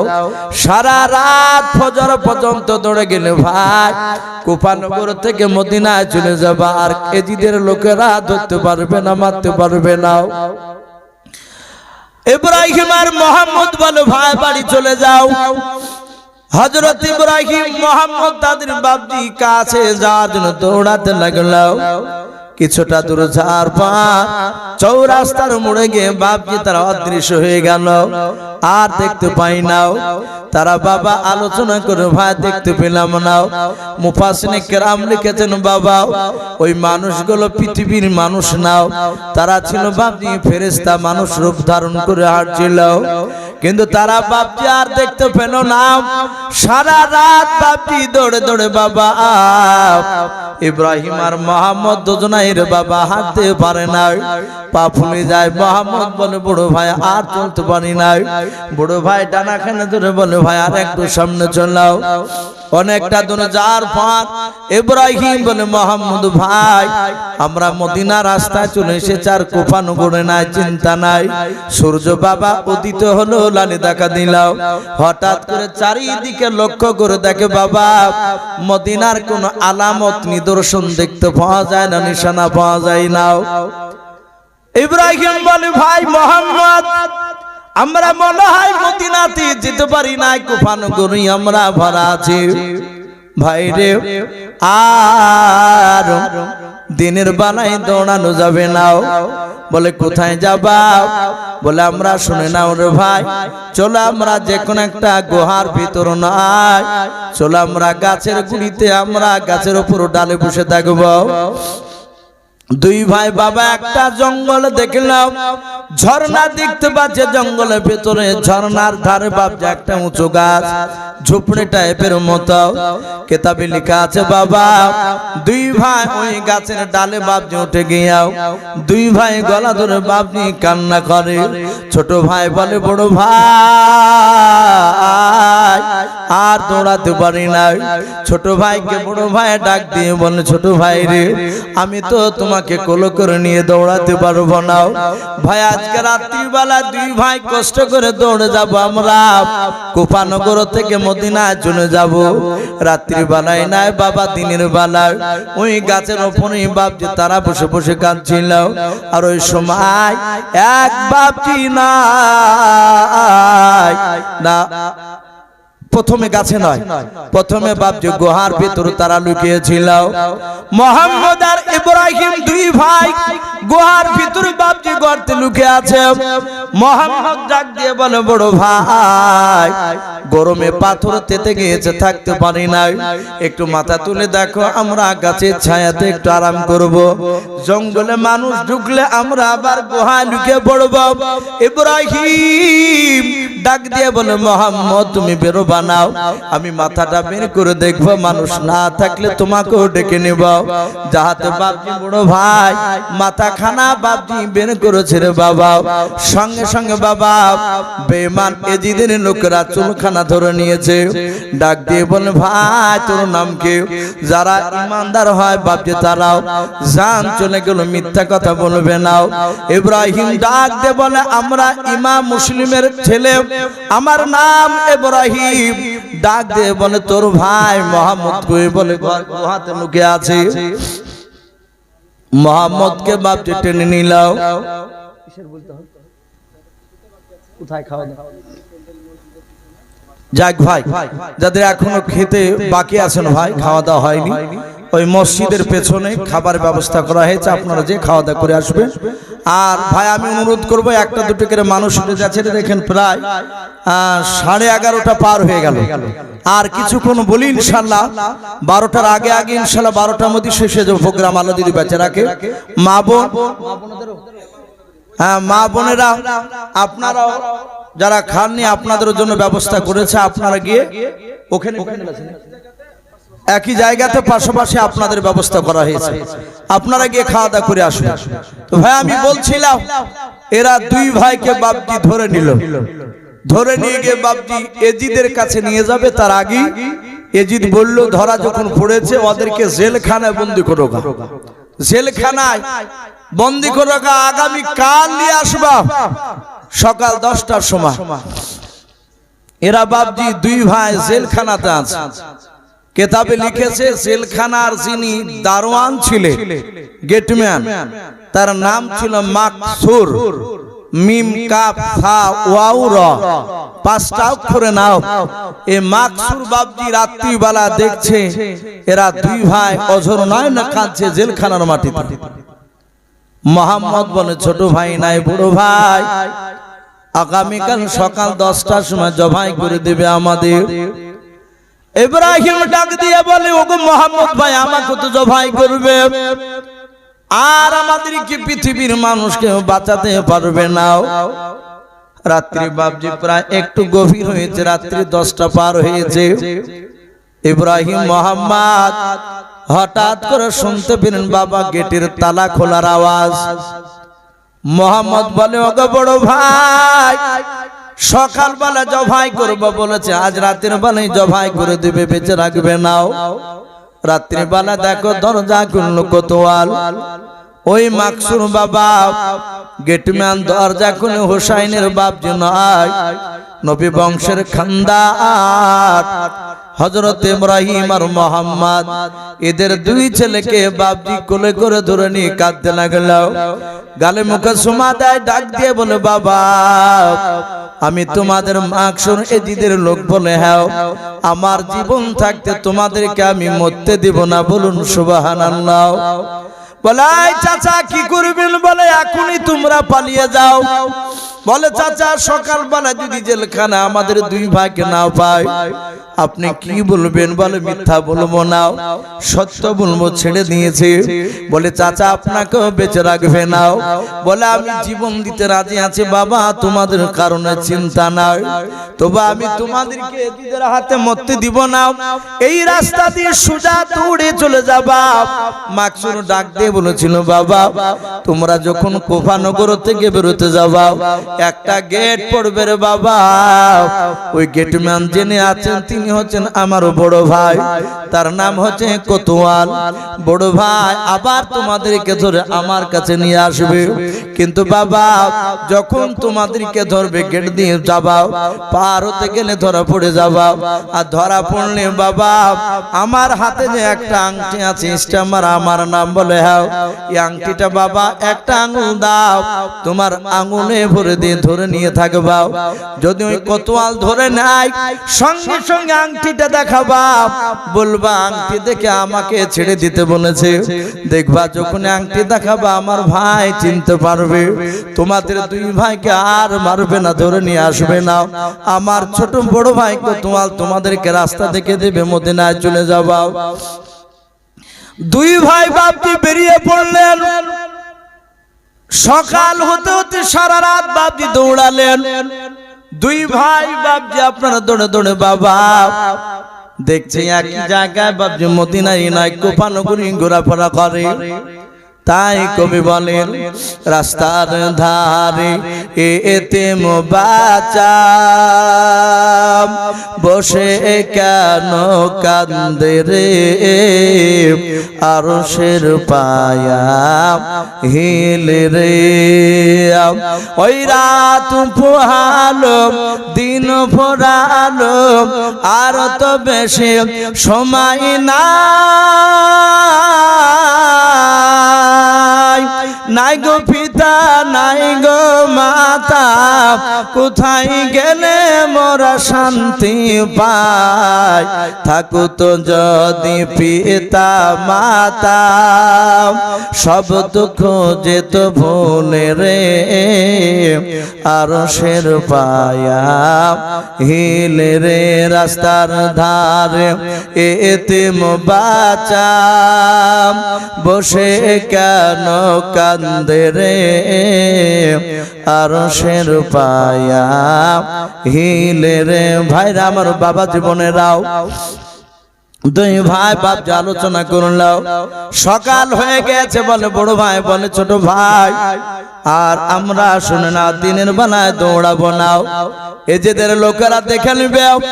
ও ভাই শুনে নাও, আর আমরা গুহার ভিতর লুকাবো না, গাছের ডালে বসে থাকবো। ওই গুহার ভিতর নাই বাবা, জঙ্গলে একটা ঝর্ণার ধারে একটা উঁচু গাছ ছিল। গাছের ডালে দুই ভাই বাপজি দাঁড়িয়ে দাঁড়িয়ে নাই বসে বসে কাঁদে। ভাই রে, জোরে আওয়াজ করবা না, এজেদের লোক যেন জানতে না পারে। দুই ভাই বাপজি বসে বসে বাপজি আপনার চোখ দিয়ে পানি ঝরা ছিল। হঠাৎ করে দেখে একটা মহিলা বাপজি বালতি হাতে করে নিয়ে ওই ঝর্ণার দিকে বাপজি আসতেছে। যে ঝর্ণার গুড়িটি বাপজি গাছে বসেছিল। মেয়েটা বাপজি চলে আসার পর যখন বাপজি আপনার চলে আসলো, ওই জায়গায় মোহাম্মদ ডাক দিয়ে বলে, ওগো বড় ভাই, ওই দেখো মেয়েটা পানি নিতে আসছে। বলে হ্যাঁ, পানি নিতে এসে যদি একবার যদি তাকায় আমাদেরকে দেখে নেবে, ধরে নিয়ে চলে যাবে, আর বেঁচে রাখবে না। বলে ভাই কথা বলবি না, অপর দিকে তাকাবে না। হঠাৎ করে বাবা ওই মেয়েটা যে পানি নিতে আসছিল, কেতাবে তার নাম পাওয়া যায় মমিনা। কি নাম বললাম? মমিনা বলে নাম ছিল বাবা। ওই মেয়েটা যখনই বাবারে ওই জায়গায় যখন বাপজি পানি তুলতে যাবে, হঠাৎ করে দেখে পানির তলে বাপজি দুটো বাচ্চার ছবি দেখা যায় না? অনেক সময় নিজের ছবি পানি ধারে দাঁড়ালে দেখতে পাওয়া যায়। ডাক দিয়ে বাপজি নাই, মমিনা পানি তুলতে গিয়ে বাপজি পানি আর তুলে নাই। মনে মনে চিন্তা করে, এর আগে পানি নিয়ে গিয়েছে, পানির তলে তো বাচ্চা দেখা যায় না। ইব্রাহিমকে মোহাম্মদ ডাক দিয়ে বলে, ভাই রে, মনে হয় আমাদেরকে দেখে নিয়েছে। বলে কথা বলিস না। হঠাৎ করে মেয়েটা অপর দিকে বাপজি তাকে দেখে দুই বাপজি ফুটফুটে সন্তান, তারা ভয়ে থরথর করে কাঁপছে। মমিনা ডাক দিয়ে বলে, বাবা তোরা খারাপ। বলে আমরা ইমাম মুসলিমের দুই ছেলে ইব্রাহিম আর মোহাম্মদ। মমিনা বালতি খানা টান মেরে ফেলে দেয়। ইব্রাহিম নাই, মোহাম্মদ ডাক দিয়ে বলে, বড় ভাই, মেয়েটা আনন্দ করে দেখো বালতি ফেলে দিয়েছে। ডাক দিয়ে বলেছিল, ওগা আমার বাবা, তোমাদের কি তো এজিদের লোকেরা ঘোরাফেরা করে ধরতেছে, এমনকি আমার স্বামীর নাম হারিস বেঈমান, আমার স্বামীও দুদিন থেকে তোমাদেরকে খুঁজে খুঁজে বেড়াচ্ছে। ডাক দিয়ে বলে, মা তাহলে আপনি আমাদেরকে মারবেন না? বলে না, আমি হোসাইনের দিবানা, নবীকে মহব্বত করি, নবীর আমি উম্মাত। ও বাবা কাঁদো না রে বাবা, এসো আমি তোমাদেরকে আঁচলে ডেকে নিয়ে গিয়ে বাড়িতে লুকে রেখে রাত্রিবেলা আমার স্বামীকে ঘুমিয়ে দিয়াও, আমি তোমাদের দুই ভাইকে মদিনা রাস্তা দেখে দিব। বলুন সুবহানাল্লাহ। বাপজি অনেক ঘটনা আছে এই হযরত হোসাইন রাদিয়াল্লাহু তাআলা আনহুর বাপজি কারবালাতে পৌঁছানোর ঘটনা। তো যাই হোক, আপনারা সকলেই বাপজি জানেন যে আমার পূর্বেকার বক্তা তারা বাপজি সেই আলোচনা করছিল, কালেকশন করছিল। আর না ভাই দেখেন আর 15 মিনিট বাকি আছে। আমি আগে বলেছিলাম ভাই যে ভাই আমি 12টার পরে আর থাকবো না, এখন প্রায় জায়গাতে বাপজি বলছে, কারণ আপনারা জানেন আমাকে শুধু এলাকা না, গোটা পশ্চিম বাংলা যেখানে একবার যাই প্রথমে দিয়ে দেয় বাপজি, ওরা না জানতে পরের বছর দাওয়াত করে বাপজি আর আগে দেয় না। ওই 12টার পর 1টা 1:30টায় এলাকা তো দেখতে পান আপনারা, ওই 10টার দিকে দেবো বলে এই জন্য বাপজি প্রায় জায়গাতে এখন বলতে লেগেছে ভাই 12টা বেজে গেলে আমি আর থাকবো না, কারণ আমারও শরীরের কষ্ট হচ্ছে। এই যে রাত্রি জাগা, এই যে ঘুমের যে কত কষ্ট বাপজি, ঘুম না হলে তো এখন বাপজি টের পাচ্ছে এখন আস্তে আস্তে। এতদিন বুঝতে পারিনি, এই মাস 6 থেকে বুঝতে পারছি। এই জন্য বাপজি একটু বলছি যে ভাই একটু দয়া করে 12টার পরে তুলেন না, হয় 10টায় তুলেন, 12টা পর্যন্ত বুলেলেন, কিংবা 11টা তো যদি তোলেন 11:30টা তুলে 12টার পর থাকবো না। তো বাপজি আমি মার্জন ভাইকে আমি বলেছি কথা, কমিটির সঙ্গে শেষ তাই আলোচনা হয়েছে। অনেকে দিয়েছে ভাই টাকা, আপনাদের এখানে প্রথম থেকে বাপজি আলোচনা ছিল না কালেকশনে। তো যাই হোক, কমিটির লোক দেশের লোকে আলোচনা করে একটা মক্ত টালি নাকি আছে, আপনার ছাদ নাই, হনুমান এসে লাভ দিল, টালি ভেঙে যায়। তো যাই হোক বাপজি এটা ভালো সিদ্ধান্ত নিয়েছেন, খারাপ না, যেহেতু কালেকশন যাই দুটো আসে একটু তো আগাবে ইনশাল্লাহ। তো যথেষ্ট আপনারা দিয়েছেন ভাই, আর মিনিট 5-10 বেশি নয় ভাই, দোয়া হবে। তার আগে বলবো আপনারা যে যা পারবেন ভাই, 200, 100, 500 যারা বাকি আছেন ভাই দেননি, একটু দয়া করে বাপজি একটু দিবে। অনেক ছেলে বলছিল যে পেঁয়াজের তো দাম না, আর পেঁয়াজের বস্তা দিচ্ছে, আমরা ওয়ালিয়া বাকি করি। বাপজি পেঁয়াজের বস্তা দিতে আসবেন না, ওই পেঁয়াজটা বিক্রি করে ওই বস্তা ভর যা দাম সেই টাকাটা দিয়ে দিবেন ইনশাল্লাহ। কারণ ওই 2-4 খান করে জোগাড় করতে করতে আবার পেঁয়াজের বস্তা তুলে পয়সাও যেতে পারে। এই জন্য ভাই আপনারা বেচে দিবেন, যারা 2 বস্তা 3 বস্তা ওয়াদা করেছে বেশি সেই টাকাটা লিখে দিয়ে দিবেন, সে য টাকাই হোক ইনশাআল্লাহ। ভাই কাছে থাকলে একটু দিবে।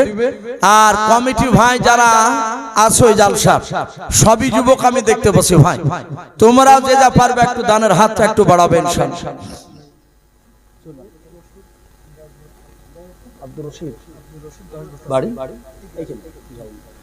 আব্দুর রশিদ সাহেব তিনি 10 বস্তা সিমেন্টের দাতা, বলুন মারহাবা। আল্লাহ তার 10 বস্তা সিমেন্টকে কবুল করুন, বলুন আল্লাহুম্মা আমিন। তার আত্মীয়স্বজন কবর আযাবকে maaf করুন, বলুন আল্লাহুম্মা আমিন। তার মান সম্মান বাড়ি দিন, আমিন আল্লাহুম্মা আমিন। আতাউল 5 বস্তা সিমেন্ট, আতাউল 5 বস্তা সিমেন্ট। ভাই একটু ঝটঝট করে দিই ভাই, এ দেখেন 12টা বাজতে আর 12 মিনিট বাকি আছে, একটু তাড়াতাড়ি দিই, জান ভরে ইনশাআল্লাহ দোয়া হবে। 5 বস্তা সিমেন্ট আল্লাহ তার দানকে কবুল করুন। এ দেখেন আরেকজনকে সুরমানের নামে 500 টাকা, বলুন মারহাবা। আল্লাহ তার দানকে কবুল করুন। বেনামিতে 500 টাকা, বলুন মারহাবা। নারে তাকবীর। বেনামিতে একজন ভাই 500 টাকা, আল্লাহ তুমি তার দানকে কবুল করে নাও। লাতনিতে দিয়েছে নানির নাম কি? লাতিনের নাম তো বলুন, যে দিয়েছে সে বুঝতে পারছে। আল্লাহ তার 200 টাকা দানকে আল্লাহ কবুল করুন। আর একজন 100 টাকা, আফজাল শেখ। সুবহানাল্লাহ। কজন আইগো? একজন আই। আফজাল শেখ উনি 4000 টাকার দাতা, বলুন মারহাবা। বলেন আরে তাকবীর। আল্লাহ তার 4000 টাকা দানকে কবুল করুন। ও বাপজি ভাই এ চলে যাচ্ছেন কেন? একটু দোয়া নিয়ে যান বাপ, এখনই দোয়া হবে ইনশাআল্লাহ। আল্লাহ তার দানকে কবুল করুন, তার আত্মীয়স্বজন কবর আযাবকে maaf করুন। এ দেখেন আরেকজন 500 টাকা, বেনামি তার একজন 100 টাকা, মজিবুর বিশ্বাস 500 টাকা, আল্লাহ তার দানকে কবুল করুন। এই টাকা নেন। বেনামিতে 100 টাকা, আর একটা বেনামিতে 100 টাকা, মাশাআল্লাহ। হরকত বলতে কোথায়? বেনামিতে 200 টাকা, আল্লাহ তুমি তার দানকে কবুল করো। মহল্লা ইয়ারলি হক সাহেব 500 টাকা, আল্লাহ তার দানকে কবুল করুন, বলুন মারহাবা। ভাই আসি ভাই, আমরা খুব তাড়াহুড়া করে দিই। এই দেখেন 100 টাকা বেনামিতে, আল্লাহ তার দানকে কবুল করুন। কে? মুস্তাফা 500 টাকা, আল্লাহ তার দানকে কবুল করুন। মাশাআল্লাহ। ভাই শাকিলা বিবি 500 টাকা। আপনাদের এলাকায় বাপজি নাম আছে, দান মানুষ যথেষ্ট দেয়, আর দেয় বলে বাপজি এই টুকের মধ্যে কয়েক কিলোমিটার মধ্যে বেশ 6-7টা মাদ্রাসা, সব মাদ্রাসায় বাপজি প্রায় আসে আমি জালসায়, আর প্রচুর কালেকশন হয় আলহামদুলিল্লাহ। মক্তবে বাপজি হঠাৎ করে সিদ্ধান্ত, এই হঠাৎ সিদ্ধান্ততে বাপজি অনেক টাকা দিয়েছেন আলহামদুলিল্লাহ, অনেক এগিয়ে যাবে। আগামী বছর আবার জালসা দিলে দেখবেন ইনশাআল্লাহ একদম ফুল মাদ্রাসা হয়ে যাবে। ভাই আসি আমজাদ 10 বস্তা সিমেন্টের দাতা, বলুন মারহাবা। আল্লাহ তার 10 বস্তা সিমেন্টের দানকে আল্লাহ কবুল করুন, বলুন আল্লাহুম্মা আমিন। আচ্ছা এই খাতাতে একটু নাম লেখা চলে গেলেন, একটু বলবেন, তুমি বলবে যে বলেনি আমার নাম, ওই আমি উঠার আগখানে দিয়েছিল ওটা একটু বলে দেব ভাই। আসি আচ্ছা মা বোনরা সব খেতে চলে গেছে নাকি সবাই মিলি? ওগো মা বোন আপনারা যে যা পারবে 50, 100, 200। আর একটা রশিদ সাহেব, উনি 2 বস্তা সিমেন্টের দাতা, আল্লাহ তার দানকে কবুল করুন। আন্টু 2 বস্তা, আল্লাহ তার ফিরত 2 বস্তা, আল্লাহ তুমি তাদের দানকে কবুল করে নাও, আমিন আল্লাহুম্মা আমিন। ওগো মাওলা যারা দিচ্ছে, যারা দিতে পারে না, তুমি তাদের সকলকে বিশ্ব রাসূলের চেহারা না দেখে আমাদের মওত দিও না, বলুন আল্লাহুম্মা আমিন। ভাই আসি, দেরি না করে একটু আসি ভাই। আমি হয়তো ছন্দ করে সবারই বলছি না ভাই। মাশাআল্লাহ।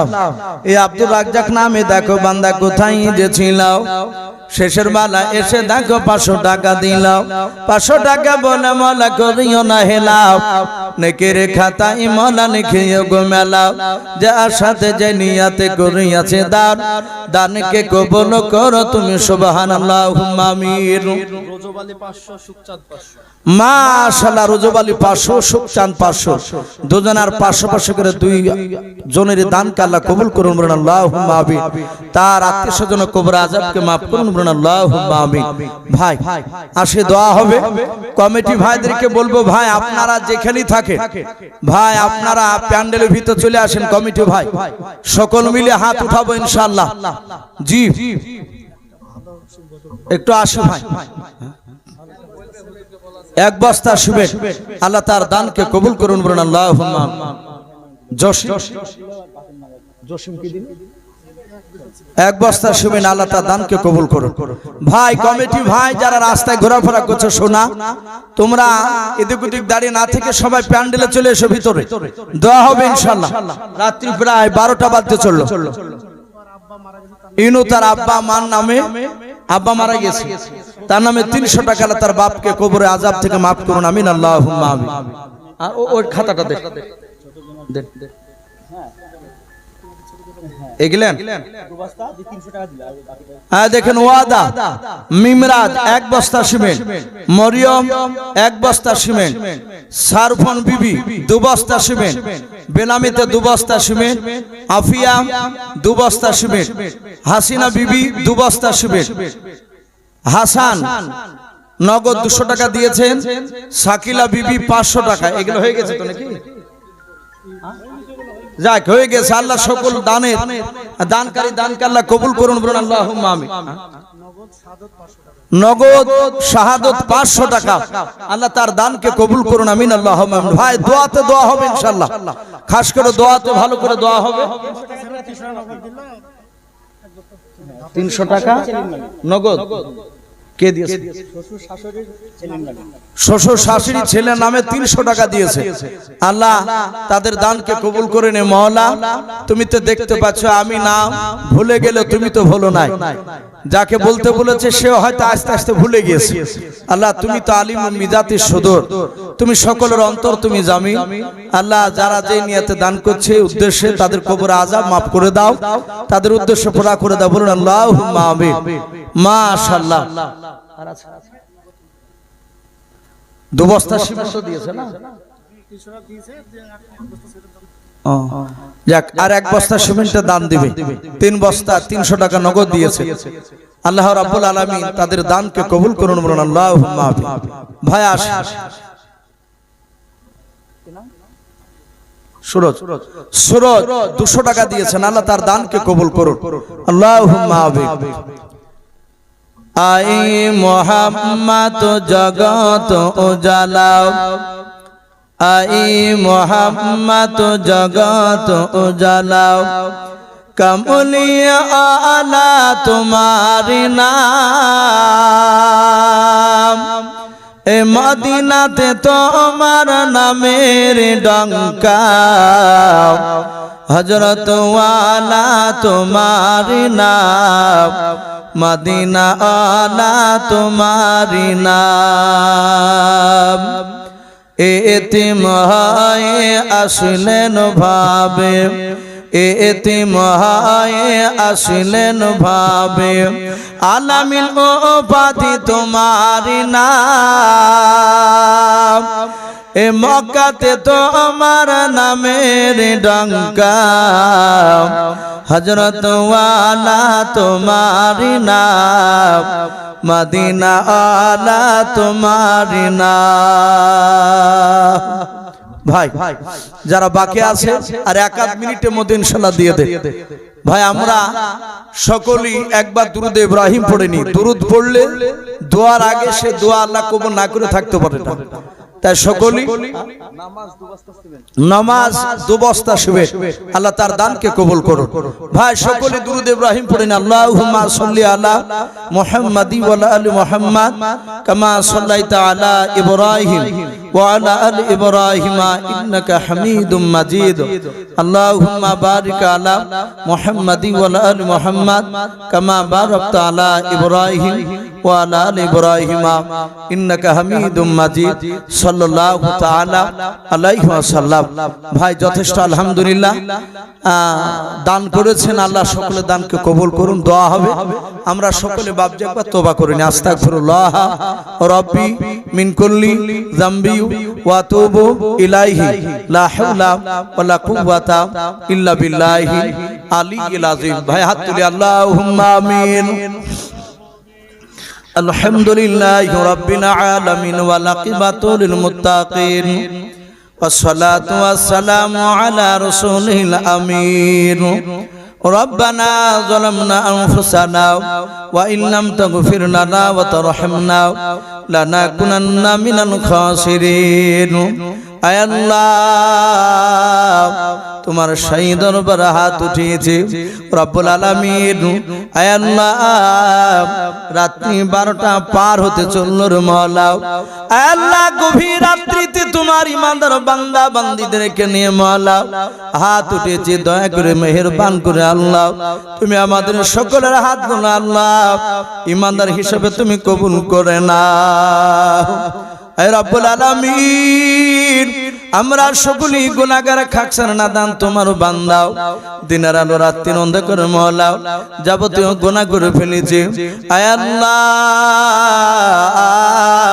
তুমি আমাদের সকলের জীবনের যাবতীয় গুনাহগুলো তুমি maaf করে দাও আয় আল্লাহ আজকে জালসার মাহফিল তুমি কবুল করে নাও বক্তা শ্রোতা সকলকে তুমি কবুল করে নাও আয় আল্লাহ জালসার কমিটি ভাইদের আল্লাহ ইমান হযরত আবু বকর সিদ্দিক রাদিয়াল্লাহু তাআলা আনহুর মত ইমান তুমি বানিয়ে দাও আয় আল্লাহ জালসায় যারা শ্রম দিয়ে বুদ্ধি দিয়ে আয় আল্লাহ পরিশ্রম করে আল্লাহ যারা জালসার আয়োজন করেছে মাওলা সহযোগিতা করেছে সকলকে তুমি ইমানদার হিসেবে তুমি কবুল করে নাও আয় আল্লাহ শেষের বেলায় তোমার বান্দা বান্দীদের কাছে মাওলা 100 200 করে চেয়েছিলাম 100 200 500 1000 4000 আল্লাহ 1000 মাওলা করিমকে 1 বস্তা 2 বস্তা 5 বস্তা 10 বস্তা এইভাবে আল্লাহ সিমেন্টের বস্তা দান করেছেন মাওলা আয় আল্লাহ সকল দানকারী দানকে তুমি কবুল করে নাও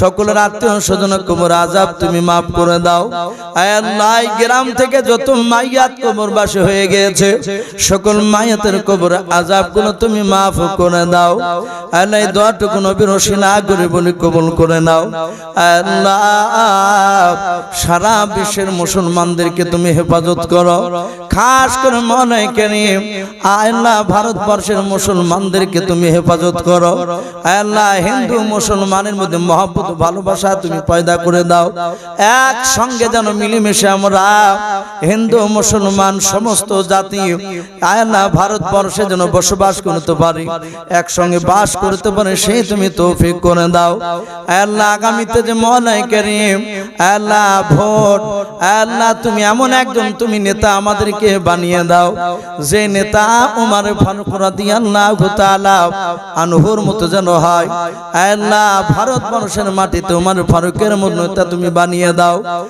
আল্লাহ খাস করে দোয়াটুকু নবীর ওসিলা করে বলে তুমি কবুল করে নাও যত নবীর রাসূল ওলিয়া আলো পাঠিয়েছো সকলের সাথে পৌঁছিয়ে দাও সুবহান রাব্বিকা রাব্বিল ইজ্জাতি আম্মা ইয়াসিফুন ওয়া সালামুন আলাল মুরসালিন ওয়ালহামদুলিল্লাহি রাব্বিল আলামিন আসসালামু আলাইকুম ওয়া রাহমাতুল্লাহি ওয়া বারাকাতুহু